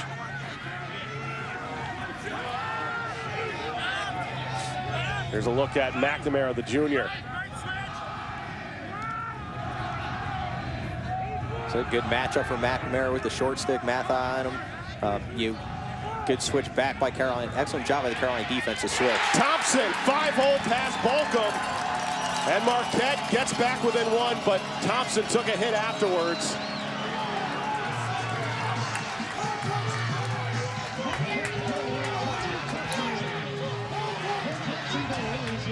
Good possession by Marquette. Move the ball around. McNamara finds Thompson, and 44, Thompson finishes. You can see as it moves to him, he dodges here. Great overhand shot. 99, Evan Connell, who he's had his run over history at Carolina where he's gotten penalties, late hits, talking back to refs. You can see here, this should have been a 1-minute penalty against Connell. Ball's already released. Great shot by Thompson. And that's the second of the game for Thompson as coverage of the NCAA championships continues with the men's lacrosse quarterfinals next weekend, May 21st, 12 noon Eastern on ESPNU. For more information, log on to NCAA.com, the official online home for all 90 NCAA championships. So Thompson being looked at by the training staff for Marquette. His second goal of the game gets Marquette within 1. And North Carolina quickly out of the restart. Carolina cannot afford a turnover here on the offensive end. Beautiful feed in front, off the mark on the shot, though.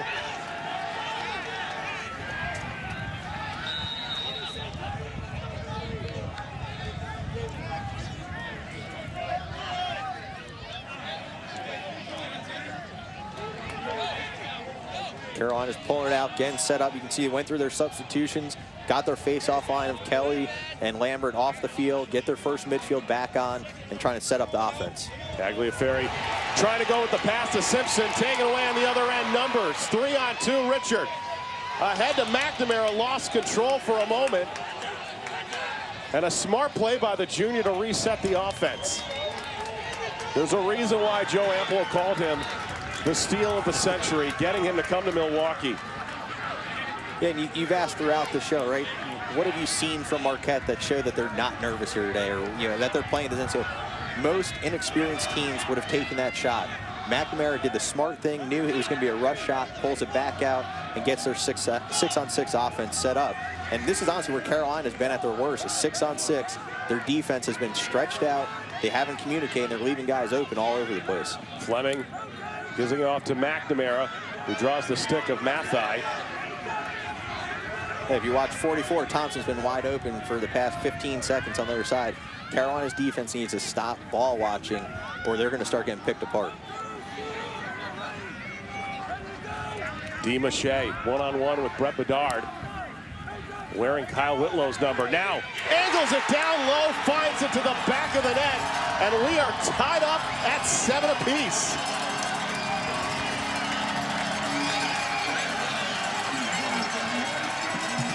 This place is electric. I love it. The cold atmosphere, Yeah, they got the hockey horn going off after goals. This place is electric right now. Great setup for Marquette. They were talking about the Carolina defense staring at the ball. Every time they do it, they're either sliding really early or they don't slide at all. There's no rhythm for that Carolina defense. Just an easy sweep across. Watch, no one goes from Carolina. He's dead from center of the goal. That's an easy shot all day. The junior, DiMache, he's known to put the goal in many a time. 7-goal performance he had versus St. John's. More importantly, though, Marquette tying it up here at the 8:18 mark of this third quarter. And talking to the players this week, talking with BJ Grill, talking with Liam Burns, the point they made is we've had our distractions. We've been going through finals all week. We haven't been able to think about this game 24/7. Melillo, face-off win. Balcom with a beautiful save at the knees. Clark, though, able to hold on to it. Now can't find Burns, and a turnover. North Carolina trying to go in transition. Yeah, nice way to take up the goal from Balcom. Creates a bad angle for him. Great save. Opportunity back to Carolina. But I'll tell you, DiMache keeps scoring at this rate with number 6. He might be wearing that for next year as well. This field, Valley Field's normally played by the soccer team for Marquette. Over 2,000 fans here in Milwaukee packing the stands. They looked like they were ready to erupt if Marquette took the lead. Here's Brian Cannon, part of that second midfield unit. Off to Goldstock, draws the stick of Burns. It was fun coming into the stadium today, too. A lot of parents were here early. People were filming. They had their cameras out. Everyone's taking advantage of the scene. Shot on the other end by Cannon. Answers for North Carolina back in front of the Tar Heels with an 8-7 advantage. Yep. Number 11, Cannon for the Tar Heels. It just creates his own offense. So he's done it all year, in and out. Like I mentioned earlier, right, against Notre Dame, he created goals. Against Syracuse, he did. Great save by Balcom on the other end. And remember, this created the offense for the Tar Heels. A North Carolina team fighting, scrambling. They've got the 1-goal lead on Marquette. Throughout history, there are those who evolved to control energy, teleport, and even fly. Still others evolved so much, they don't even need to wear pants. With Hanes X-Temp technology, you'll stay cool under pressure, even when saving the world from apocalypse. Wait, what now? Hanes X-Temp technology, because when you're cool, you're comfortable. X-Men Apocalypse, in theaters May 27th.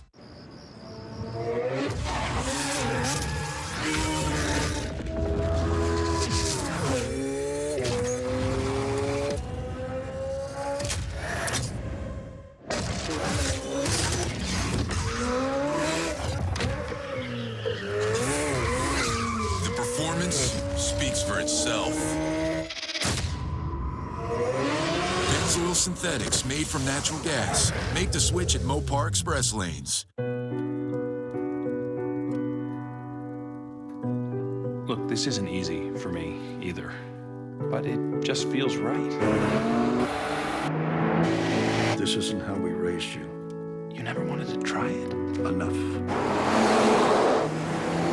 You must have known I was a little different.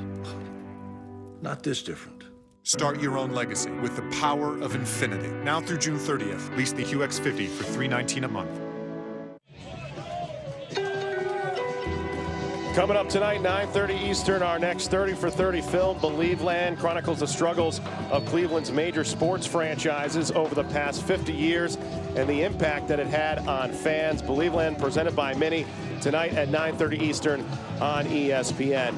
Just the second goal for Brian Cannon against a non-ACC opponent. It's a big one with North Carolina in front, 8-7. Joe Bresci talking this week, making the point, saying we've got to build a frenzy and a backyard brawl. Have they done it so far this afternoon?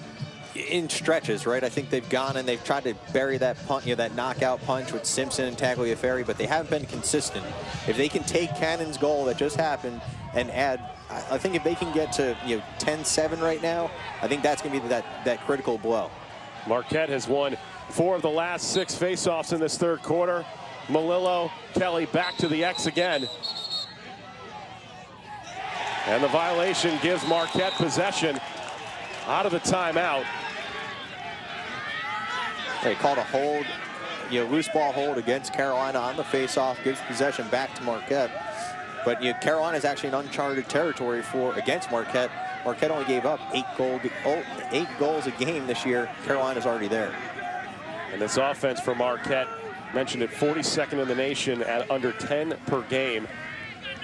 As Fleming has 2 of them this afternoon for the Golden Eagles. The Big East champs, first time ever in the NCAA tournament, as that one just moved to the left. Off the stick there of Dima Shea. Those are the plays that Syracuse killed Carolina on in the ACC semis, was dodging from one side, the skip pass for easy shots. If Marquette can keep finding those lanes and capitalize on those shots, they're going to go ahead very quickly. A team that began in 2010, was an independent in 2013 after taking a year where all the players on this team redshirted. 19 seniors, the most in the NCAA this season for Marquette. All culminated into a Big East title over the defending national champs in Denver. As that shot off point by Clark. It's interesting, when you look at 19 seniors, you wonder, are they going to have a massive fall off next year? But when you look across their starting lineup and even their key reserves, a lot of sophomores and juniors have sprinkled into that starting lineup. So they're going to be here to stay. Gately off the balance with the shot. And a great job by North Carolina in the hustle. One of the great things about the sport of lacrosse, it's whoever is closest to the ball out of bounds. And North Carolina coming up with possession on the great run as Mathai gets it to the box on the other side for the Tar Heels. It was a storyline built as a traditional power for North Carolina going up against the up-and-comer in Marquette. And we have just seen a heavyweight bout, round after round.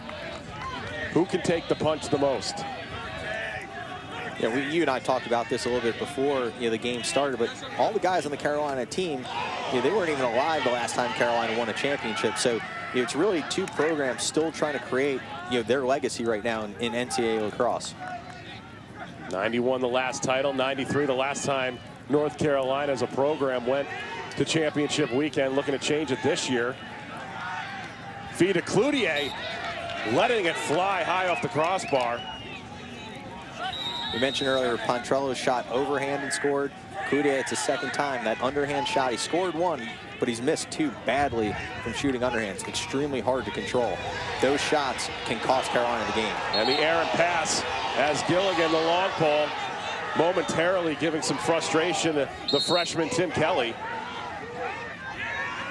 Under 5 minutes to go in this 3rd quarter. We've already seen 1 ACC program bounced. Duke losing to Loyola. We'll see another one later tonight when Notre Dame takes on Air Force. As the sophomore McBride, marked by Richard, gives it off to Agent Zero, Steve Pontrello. Yeah, if you look at Duke and Carolina throughout the year, both of them each week had completely different identities. For example, Duke beat Marquette 16-1 a couple weeks ago. Carolina's in a 1-goal game with them. Carolina beat Duke in overtime. So you never know what you're getting every week between Carolina and Duke. And unfortunately, Duke went down today to Loyola. Congratulations to Loyola, who moves on to the quarterfinals. Out of the restart, Pontrello losing a handle on it, and that's picked up by the junior defender, Nick Eufrasio. And a chance on this possession for the Golden Eagles to tie it up.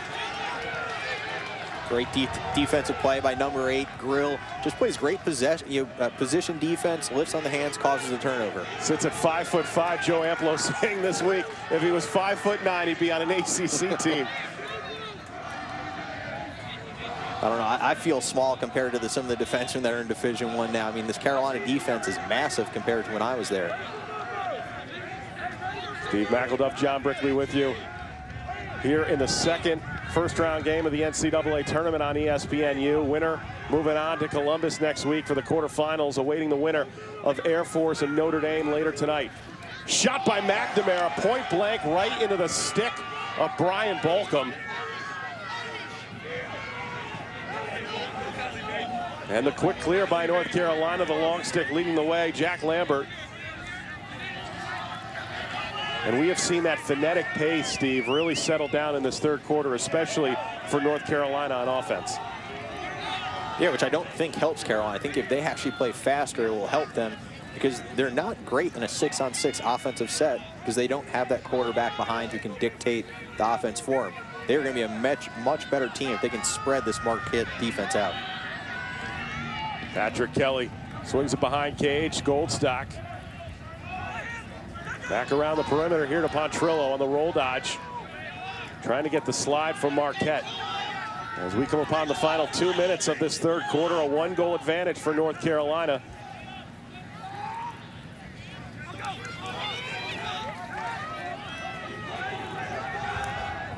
Here's Kelly. Back down low, they work at Pontrillo behind cage with Blazer in his face. Set up pass up top. Tagliaferri, point blank. Hat trick for North Carolina. And a 2-goal advantage for the Tar Heels. We've talked about having a quarterback on the offensive end, and this is where it helps you. Pontrillo, at this point, becomes the assist guy, the quarterback. Carolina did a really good job moving the ball, but Marquette actually slid very well on defense. But you watch right here, it comes back and he dodges. Watch, he draws 1, now 2 defensemen. As he does that, Marquette's trying to recover. Great skip over the top and a finish from Tagliaferri. If Carolina can find those gaps and have a quarterback, they will do well. The 6th career hat trick for Tagliaferri. Had that career performance against Syracuse with 4 goals. As the All-ACC selection with a big-time spot on that goal to give North Carolina the 9-7 advantage. Back to the X, Kelly, Malillo, and the sophomore for a moment had possession. Now trail checked by Kelly. And it goes North Carolina's way. The wing war, something Joe Amplo talked about, was going to be a deciding factor at the X between 2 guys and Kelly and Malillo that win over 50% of their faceoffs. Great ground ball by the Carolina defense in close quarters. They pick it up, save possession, get the clear. Carolina comes back down the offensive end. Now they're going to go into their substitution rhythm to get some of their defensive middies off the field.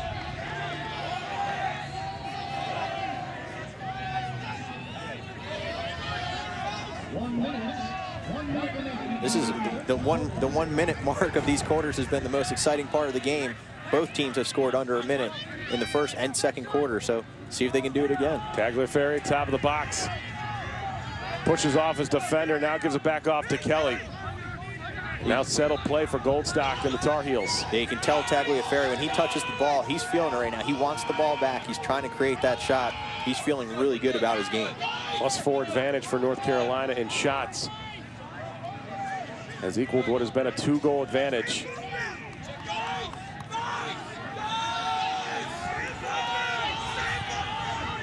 And North Carolina at this point deciding to hold for the final shot of the quarter. Goldstock marked heavily by Richard. Up top to Tagliaferri with under 10 seconds to go in the quarter. And another defensive stance by Grill and Marquette. As that will close out the third quarter here in Milwaukee. Final 15 minutes to go. North Carolina or Marquette. A spot to the quarterfinals is on the line. Back to the fourth quarter in just a moment.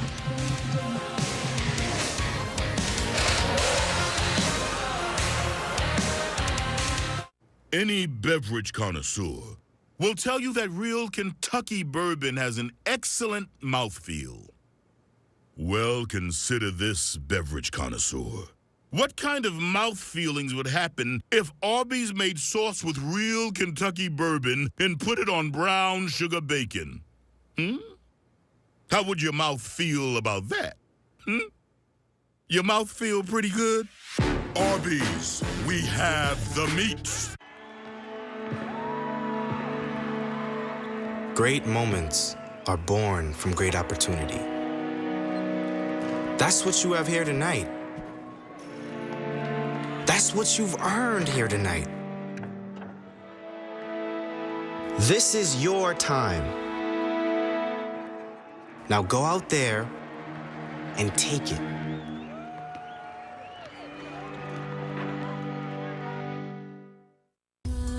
We live in an age of technological wonder.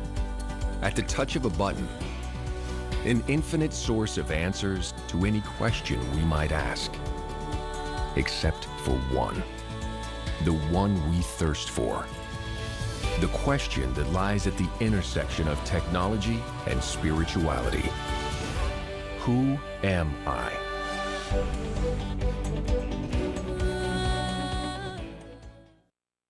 This May on Frontier Communications. Are you ready? Here we go! Are you ready? Yeah. You want to give me 600? Yes. So much weight. Sugar. Time to twist that knife a little. I'm going to take it. Kill or be killed. There's no way I'm losing this one. Are you ready? $200. $1,500. 10 grand. Ready. Bunga! See A&E and HD on Channel 681.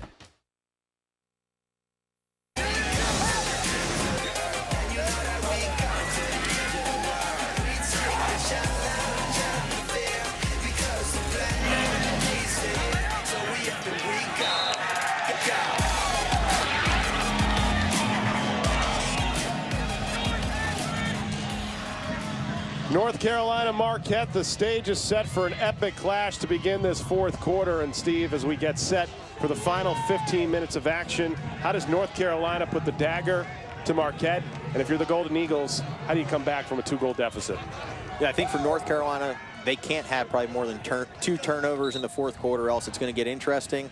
And if they keep possession, they'll be in good shape. Kelly with the clean face-off win, quick shot against Blazer. And just like they did to begin the second, North Carolina coming out firing to begin this fourth. Yeah, I actually wouldn't be surprised to see Carolina get to the point where the referees start instituting the stall warning and putting a shot clock on them. They're going to try to burn as much time on each possession before Marquette gets the ball back. We've not seen one shot clock. We've not seen, other than that early penalty, a penalty for North Carolina. Just the one against Burns. It's been a pretty even back and forth battle between these two programs.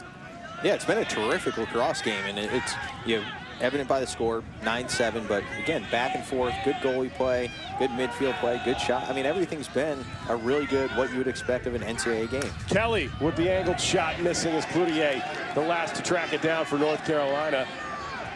A team making their 8th straight NCAA tournament appearance under head coach Joe Bresci, losing last year to Maryland in the quarterfinals. Kelly marked by the Big East Defensive Player of the Year in Burns. They work it around perimeter.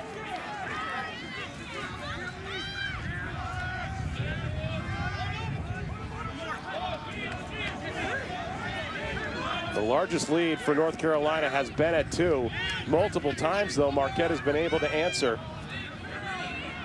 Tagliaferri already with a hat trick for North Carolina.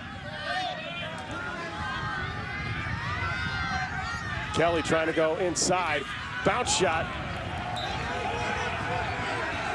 Yeah, good shot there. It was actually a very good shot, but also you can see refs starting to look at each other. You can hear the fans starting to get into it. They want the shot clock put on. Carolina softens that shot clock request a little bit by taking that shot.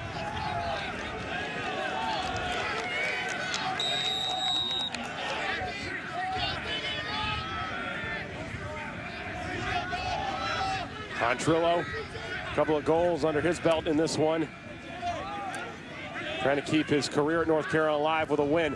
Bounce in front, Blazer, another stop. His 7th save for the sophomore. I don't think there's been any shots on goal today where Blazer hasn't seen him. He's always been in a good position. Carolina just put him in good spots. Right there, that's a really tough ball to save. As you come around, you can't really see Pontrello's stick. Follows it low and makes a great save. I think you and I would agree, regardless of the outcome this afternoon, I think Marquette in some way has silenced most of the doubters out there. When they got the number 6 seed, turns a lot of heads, and they've competed and battled this afternoon with North Carolina. Yeah, absolutely, and I looked at it when it came out and said, wow, a 6 seed, that's pretty high up, especially when you have Syracuse, who won the ACC at the 8 seed, playing Albany tomorrow. But Marquette, you don't just have a lucky day to beat Denver. You have to be very good, and they've shown it today. They are a rock-solid team. McNamara draws the long pole back up top. Fleming, who's got a couple of goals to his credit. I think this is going to probably be the biggest possession right now for Marquette in the game. 12 minutes left in the game, down 2. If they can get this back to a 1-goal game, it's going to be huge for them. Gately marked by the 6'6" Jake Mathai. Charges towards the cage, instead gives it off to Thompson. Angled shot in front for Fleming. Ducks down low, and Balcom there for the stop. And the loose ground ball picked up by North Carolina. And now a chance with the loose ground ball. Great job by Fleming to momentarily stop Jack Lorette, the freshman. Instead, the long pole for North Carolina draws a flag. And so North Carolina is going to go man up for the second time in this game. Yeah, Carolina players don't see the sideline, but Bresci was screaming. You can see him on the ground now, over to the side, screaming for his guys to pull it out because they had a delayed penalty coming up.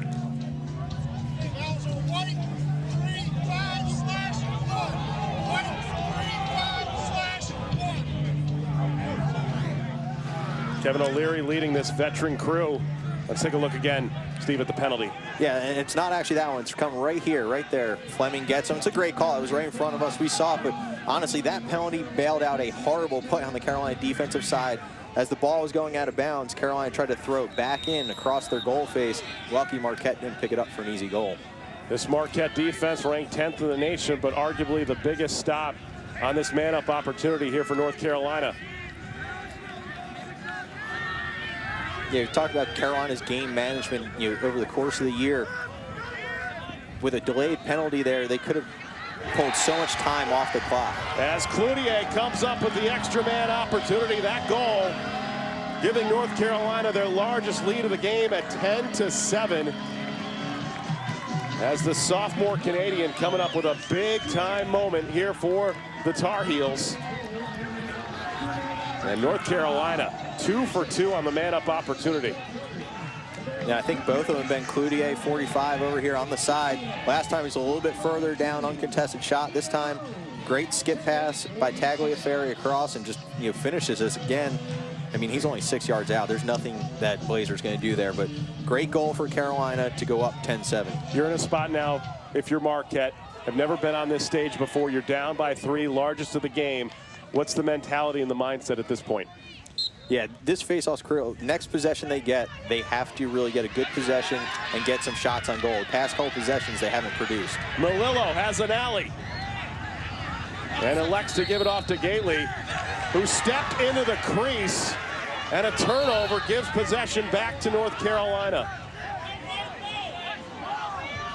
This is where some of those things you start to see as you start to rush, right? You start to feel that pressure of being down 3 goals, to the team that has been in the playoffs 8 times. Last time they get a penalty, go man down, give up a goal. This time they get the face-off, great play, and Gately steps in the crease and creates a turnover. Easy give back to Carolina.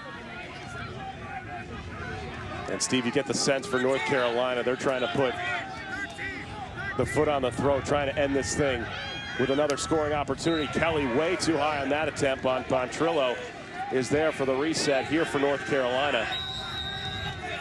Yeah, those shots aren't bad as long as you have Pontrillo or Goldstock behind the goal to back it up. You get the ball back and get right back into your rhythm of your offense. Pontrillo, who leads his team in points and goals, has a couple this afternoon. Quick strike by Simpson on the run.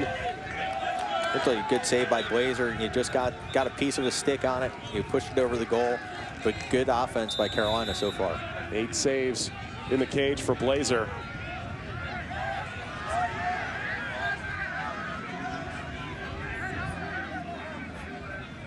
Here's Kelly, trying to draw the double team by the Golden Eagles. Sets it up in front to Pontrillo. Collecting the loose ball does the senior. Guarded by Richard. Behind to Goldstock. Tagliaferri trying to draw the slide, gives it off to Pontrillo. Patience right now for North Carolina. Off the side of the cage, Blazer momentarily didn't know where it was. Able to pick it up Yeah, Cloutier almost got the cheap one trying to deflect it in on the ground ball, but good play. You can see the Marquette defense right now is exhausted. They have played a ton of D in this fourth quarter. Almost the entire fourth quarter has been Marquette defense. They see it in the U view over on the side. Goldstock dodges. Blazer holds his pipe, great save, and then they were able to collect the ball. Cloutier tries to bounce it in, but possession back to Marquette. This possession for Marquette, a must-goal scoring opportunity for the Golden Eagles, down by their largest deficit, 3. Thompson off the pick from McNamara.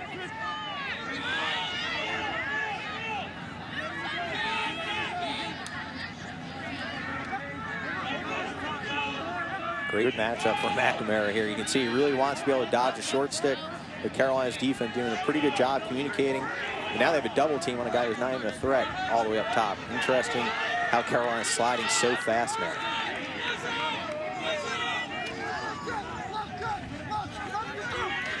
DiMache trying to get an angle to the cage. This defense, which has been suspect throughout the year for North Carolina, has been stingy in this fourth quarter. Gately, great cut to the feet as Thompson comes up with the goal here at the 7:36 mark. And the fans in Milwaukee hoping for a late rally by the Golden Eagles. Yeah, Thompson, 44, is on the receiving end, but your career points leader, Gately, finds him, dumps it to 44, and he finishes for the goal. 10-8, Carolina.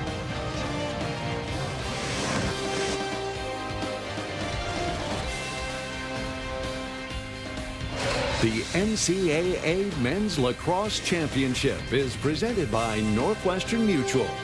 We help you live life differently. Financial companies often speak about where they think you want to go, but do you actually know where you are right now? At Northwestern Mutual, we show you the whole picture, where you've been, where you are, where you want to go. And then we create a plan that connects the dots along the way. Our approach helps grow your wealth with investments while protecting what you've already built with insurance, so you can enjoy everything between here and there. At Northwestern Mutual, we help you live life differently. Save big at the Bass Pro Shops Go Outdoors event and sale. Like savings of 20% on UV buff headwear, a Browning or Bass Pro spinning combo for under $30, and save 40% on select Teva water shoes.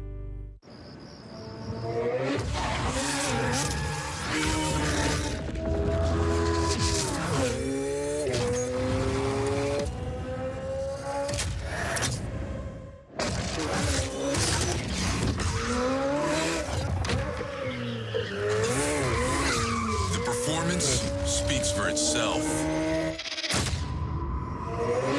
Benzol synthetics made from natural gas. Make the switch at Mopar Express Lanes. Save big at the Bass Pro Shops Go Outdoors event and sale. Like double rewards points on Oakley, Maui Jim, and Costa sunglasses. Save 25% on this Bass Pro canopy chair. And a Coleman 3-room dome tent for under $100. Yadier Molina. He just makes it look easy. Throw down but out easily. Great throw from Molina. Yachty is back. Sorry, all you base stealers out there. Sunday Night Baseball, Cardinals, Dodgers, Sunday at 8 on ESPN. Stick around for SportsCenter at night. Kevin Connors, Nicole Briscoe. They'll have all the highlights, analysis from the Players' Championship, Major League Baseball, opening night in the WNBA, and much more. SportsCenter at night tonight after 30 for 30 on ESPN. Also streaming live on Watch ESPN. Well, a week ago at this time, Steve, it was all about Marquette coming up with a stunner over the defending national champs in Denver. Crown the Big East champs, looking for Lightning to strike twice this week. Yeah, and you know what last week is? It's a confidence builder, right? Had they lost that one 10-9, maybe they feel differently. But today, they know they won last week when they were down against what was the #1 team in the country. Can they do it again today?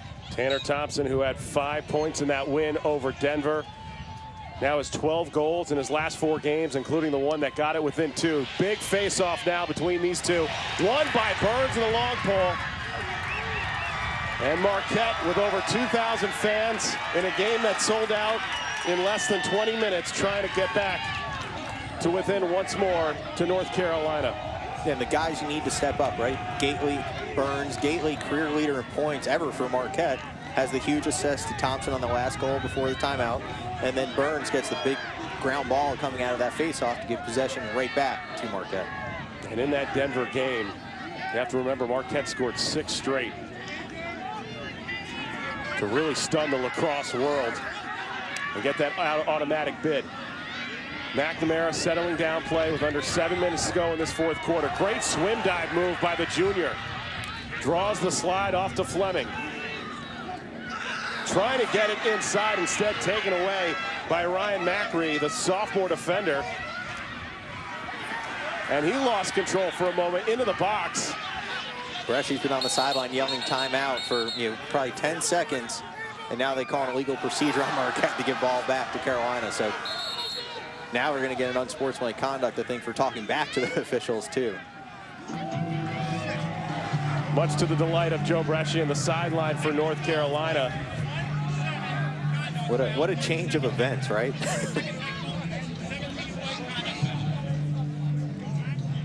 So it'll go against Tyler Gilligan, the senior long stick out of Ontario. North Carolina 2 for 2 on the man-up opportunity today, and for Marquette, inexperience creeping in at the wrong time. Yeah, and this is big, right? If they can get it back, if they can go 3 for 3, make an 11-8 game, 3-goal lead with 6 minutes left, really good situation for Carolina, but what a turn of events. Bresci tries to call timeout. They don't see him. Then they give the ball back to Carolina on infraction, then a man up. Kelly thought about it for a moment, gives it off to Tagliaferri, lets it fly off the stick of Blazer. I think that one caught the crossbar because that's out in the parking lot somewhere now. Agent Zero, Steve Pontrillo. To Cloutier. Try to work it inside and a turnover. BJ Grill using all 5'5". Eufrasio leading the charge, back up top.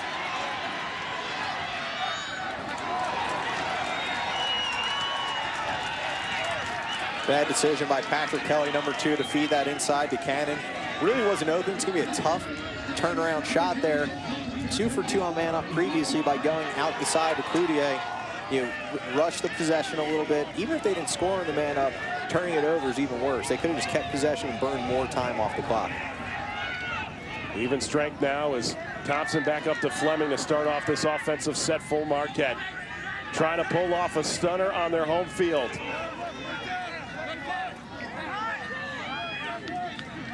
DiMache works it back up to McNamara, under 5 minutes to go in this one. And now we get the first flag against North Carolina, much to the delight of the Marquette faithful. The first penalty of the afternoon as Marquette could be a turning point in this game, Steve. Down by 2 with an extra man opportunity coming up. Yeah, and if Marquette can score here, it's going to be a 1-minute slash. So if they make it, they're still going to be man up for a minute. So they can make it, potentially get to 10-9, and then have possession of the ball again.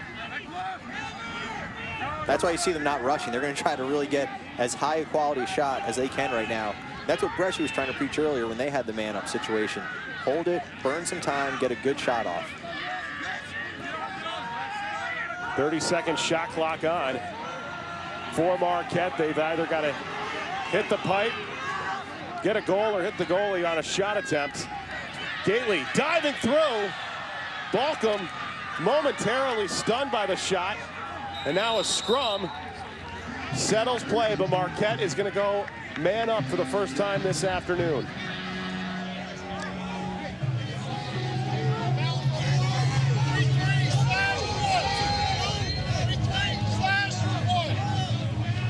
So Carolina's going to go down for 1 minute, slash against 33, roll it.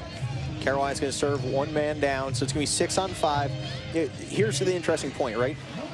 Everyone's saying, hey, it's 10-8. Does Marquette need to rush? No, they have a full minute. 3 minutes, 52 seconds left. What they have to do is they have to score here. This is an absolutely critical possession for them to get back in this game. Henry Nelson, part of that man-up unit, into the game for Joe Amplo and Marquette. And if you're Carolina, you better cover up that inside where McNamara, 88, you see him parked in there. Do not give up the easy 3-4 yard goal. Make them shoot from outside.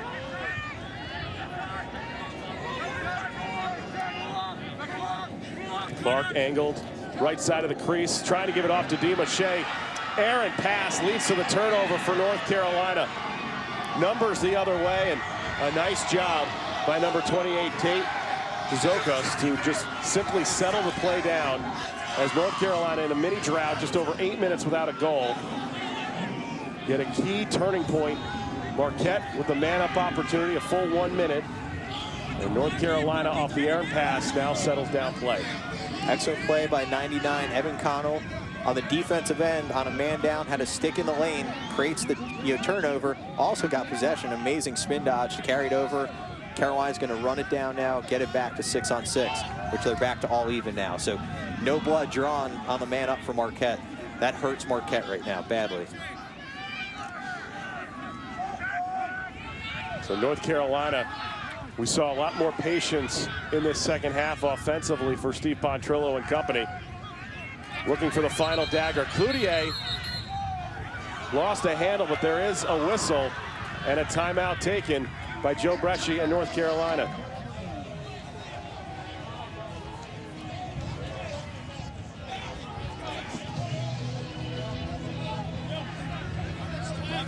Well, Michael Tagliaferri has been a focal point for Joe Bresci this afternoon as we get set for the pick-you-up moment of the game, brought to you by Enterprise, and it's all about the junior out of California. Yeah, Tagliaferri's done it all, but Pontrillo with the great assist here. This is a missile from the outside, far and away. Stick side for Blazer, but there's so much heat on that. That ball's going close to 100 miles an hour. 9-7 goal really helped give Carolina some separation here. And Tagliaferri, part of that first midfield unit, along with Shane Simpson and Patrick Kelly, that has strongly performed, you could say, for the Tar Heels this afternoon. 2:22 left to go in this game. Winner moving on to the quarterfinals. And the storyline for North Carolina this year is, which North Carolina team would we see? Would we see the one that struggled against Hofstra, against UMass, or would we see the one against Duke in overtime and that great fourth quarter rally against Notre Dame? Yeah, and I don't know which one we've seen, because they've had moments of genius today, and then they've had some really big errors and gaps on the defensive end as well. So, yeah, I think they'd be very happy to get out of here with a win, whether it says 10-8 or whatever it ends up at. But Carolina, they really need to start looking at how they are performing within their defensive sets, and then the turnovers they have on the offensive end have really hindered their growth. I mean, they have 36 shots versus 23 for Marquette. They should be up, if they were shooting well, they should be up in the 16 range right now. If you're North Carolina, how quickly do you attack the cage?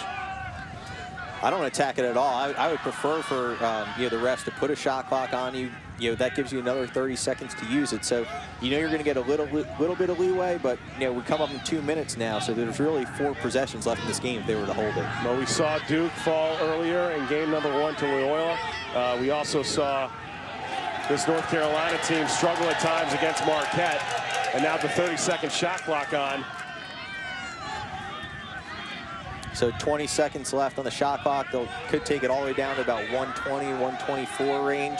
And then you ask your defense to perform. Can your defense not give up 2 goals for a minute and a half? Tagliaferri slipping for a moment, composed.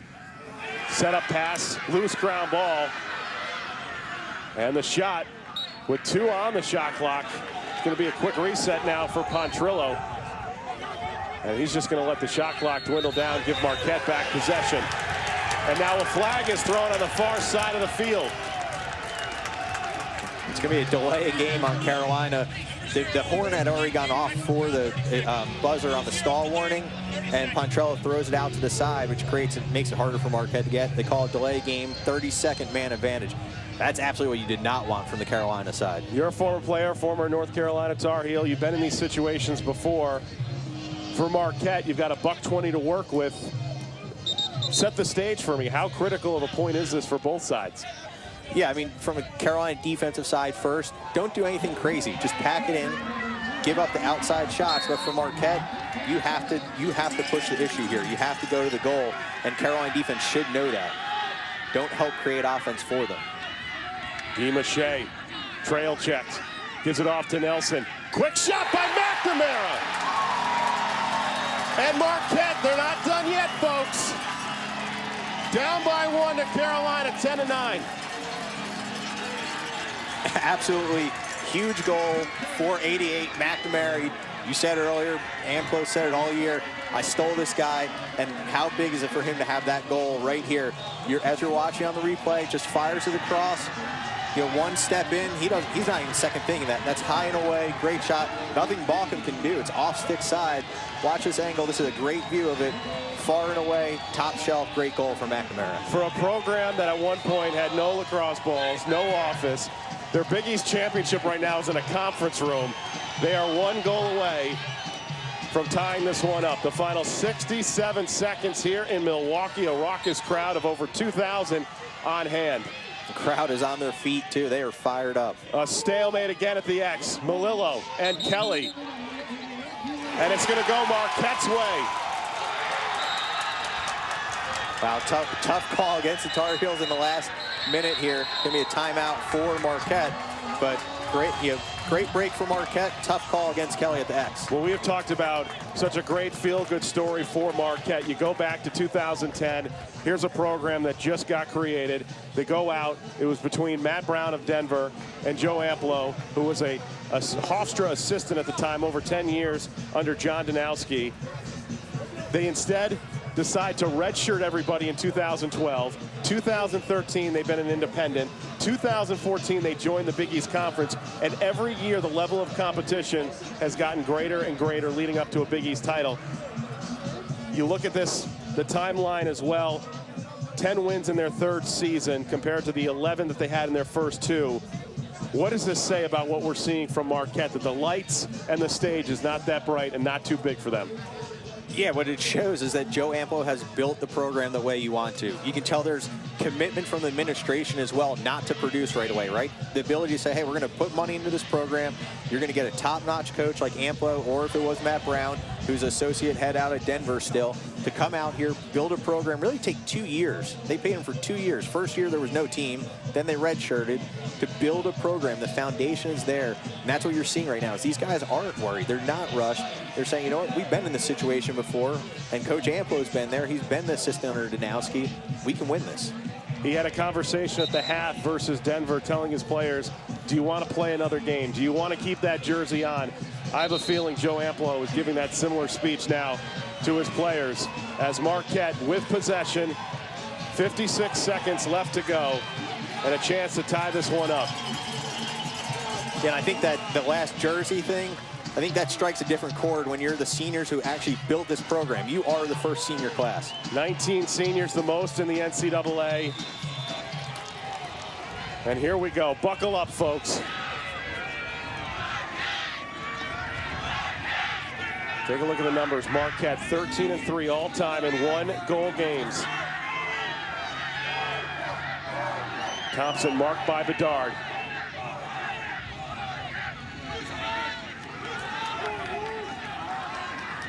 Coming upon the final 30 seconds. Gately hopping like a frog.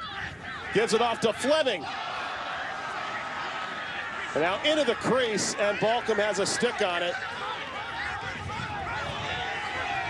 The final 15 seconds to go. North Carolina, now the ride by Marquette.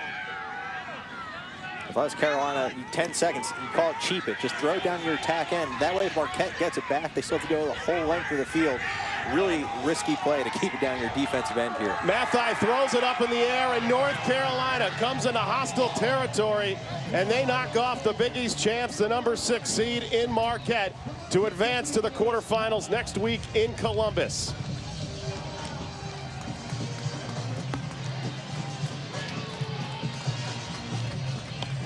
See the Carolina celebration. You know, they should feel good getting the win here, but they got a lot of things they got to improve on before they go to next week. So, Steve, let's get to our Capital One player of the game for North Carolina this afternoon, coming away with the 1-goal victory. Michael Tagliaferri, look at the performance he was able to put together. 6th career hat trick and that assist, helping North Carolina punch their ticket to the quarters. Yeah, the California kid, the red shirt junior, comes in and plays like a big senior today. 3 goals, 1 assist, really carried that Carolina offense to a win today. So now North Carolina awaits the winner of Air Force and Notre Dame. That'll be played coming up at 7:30 Eastern Time on ESPNU.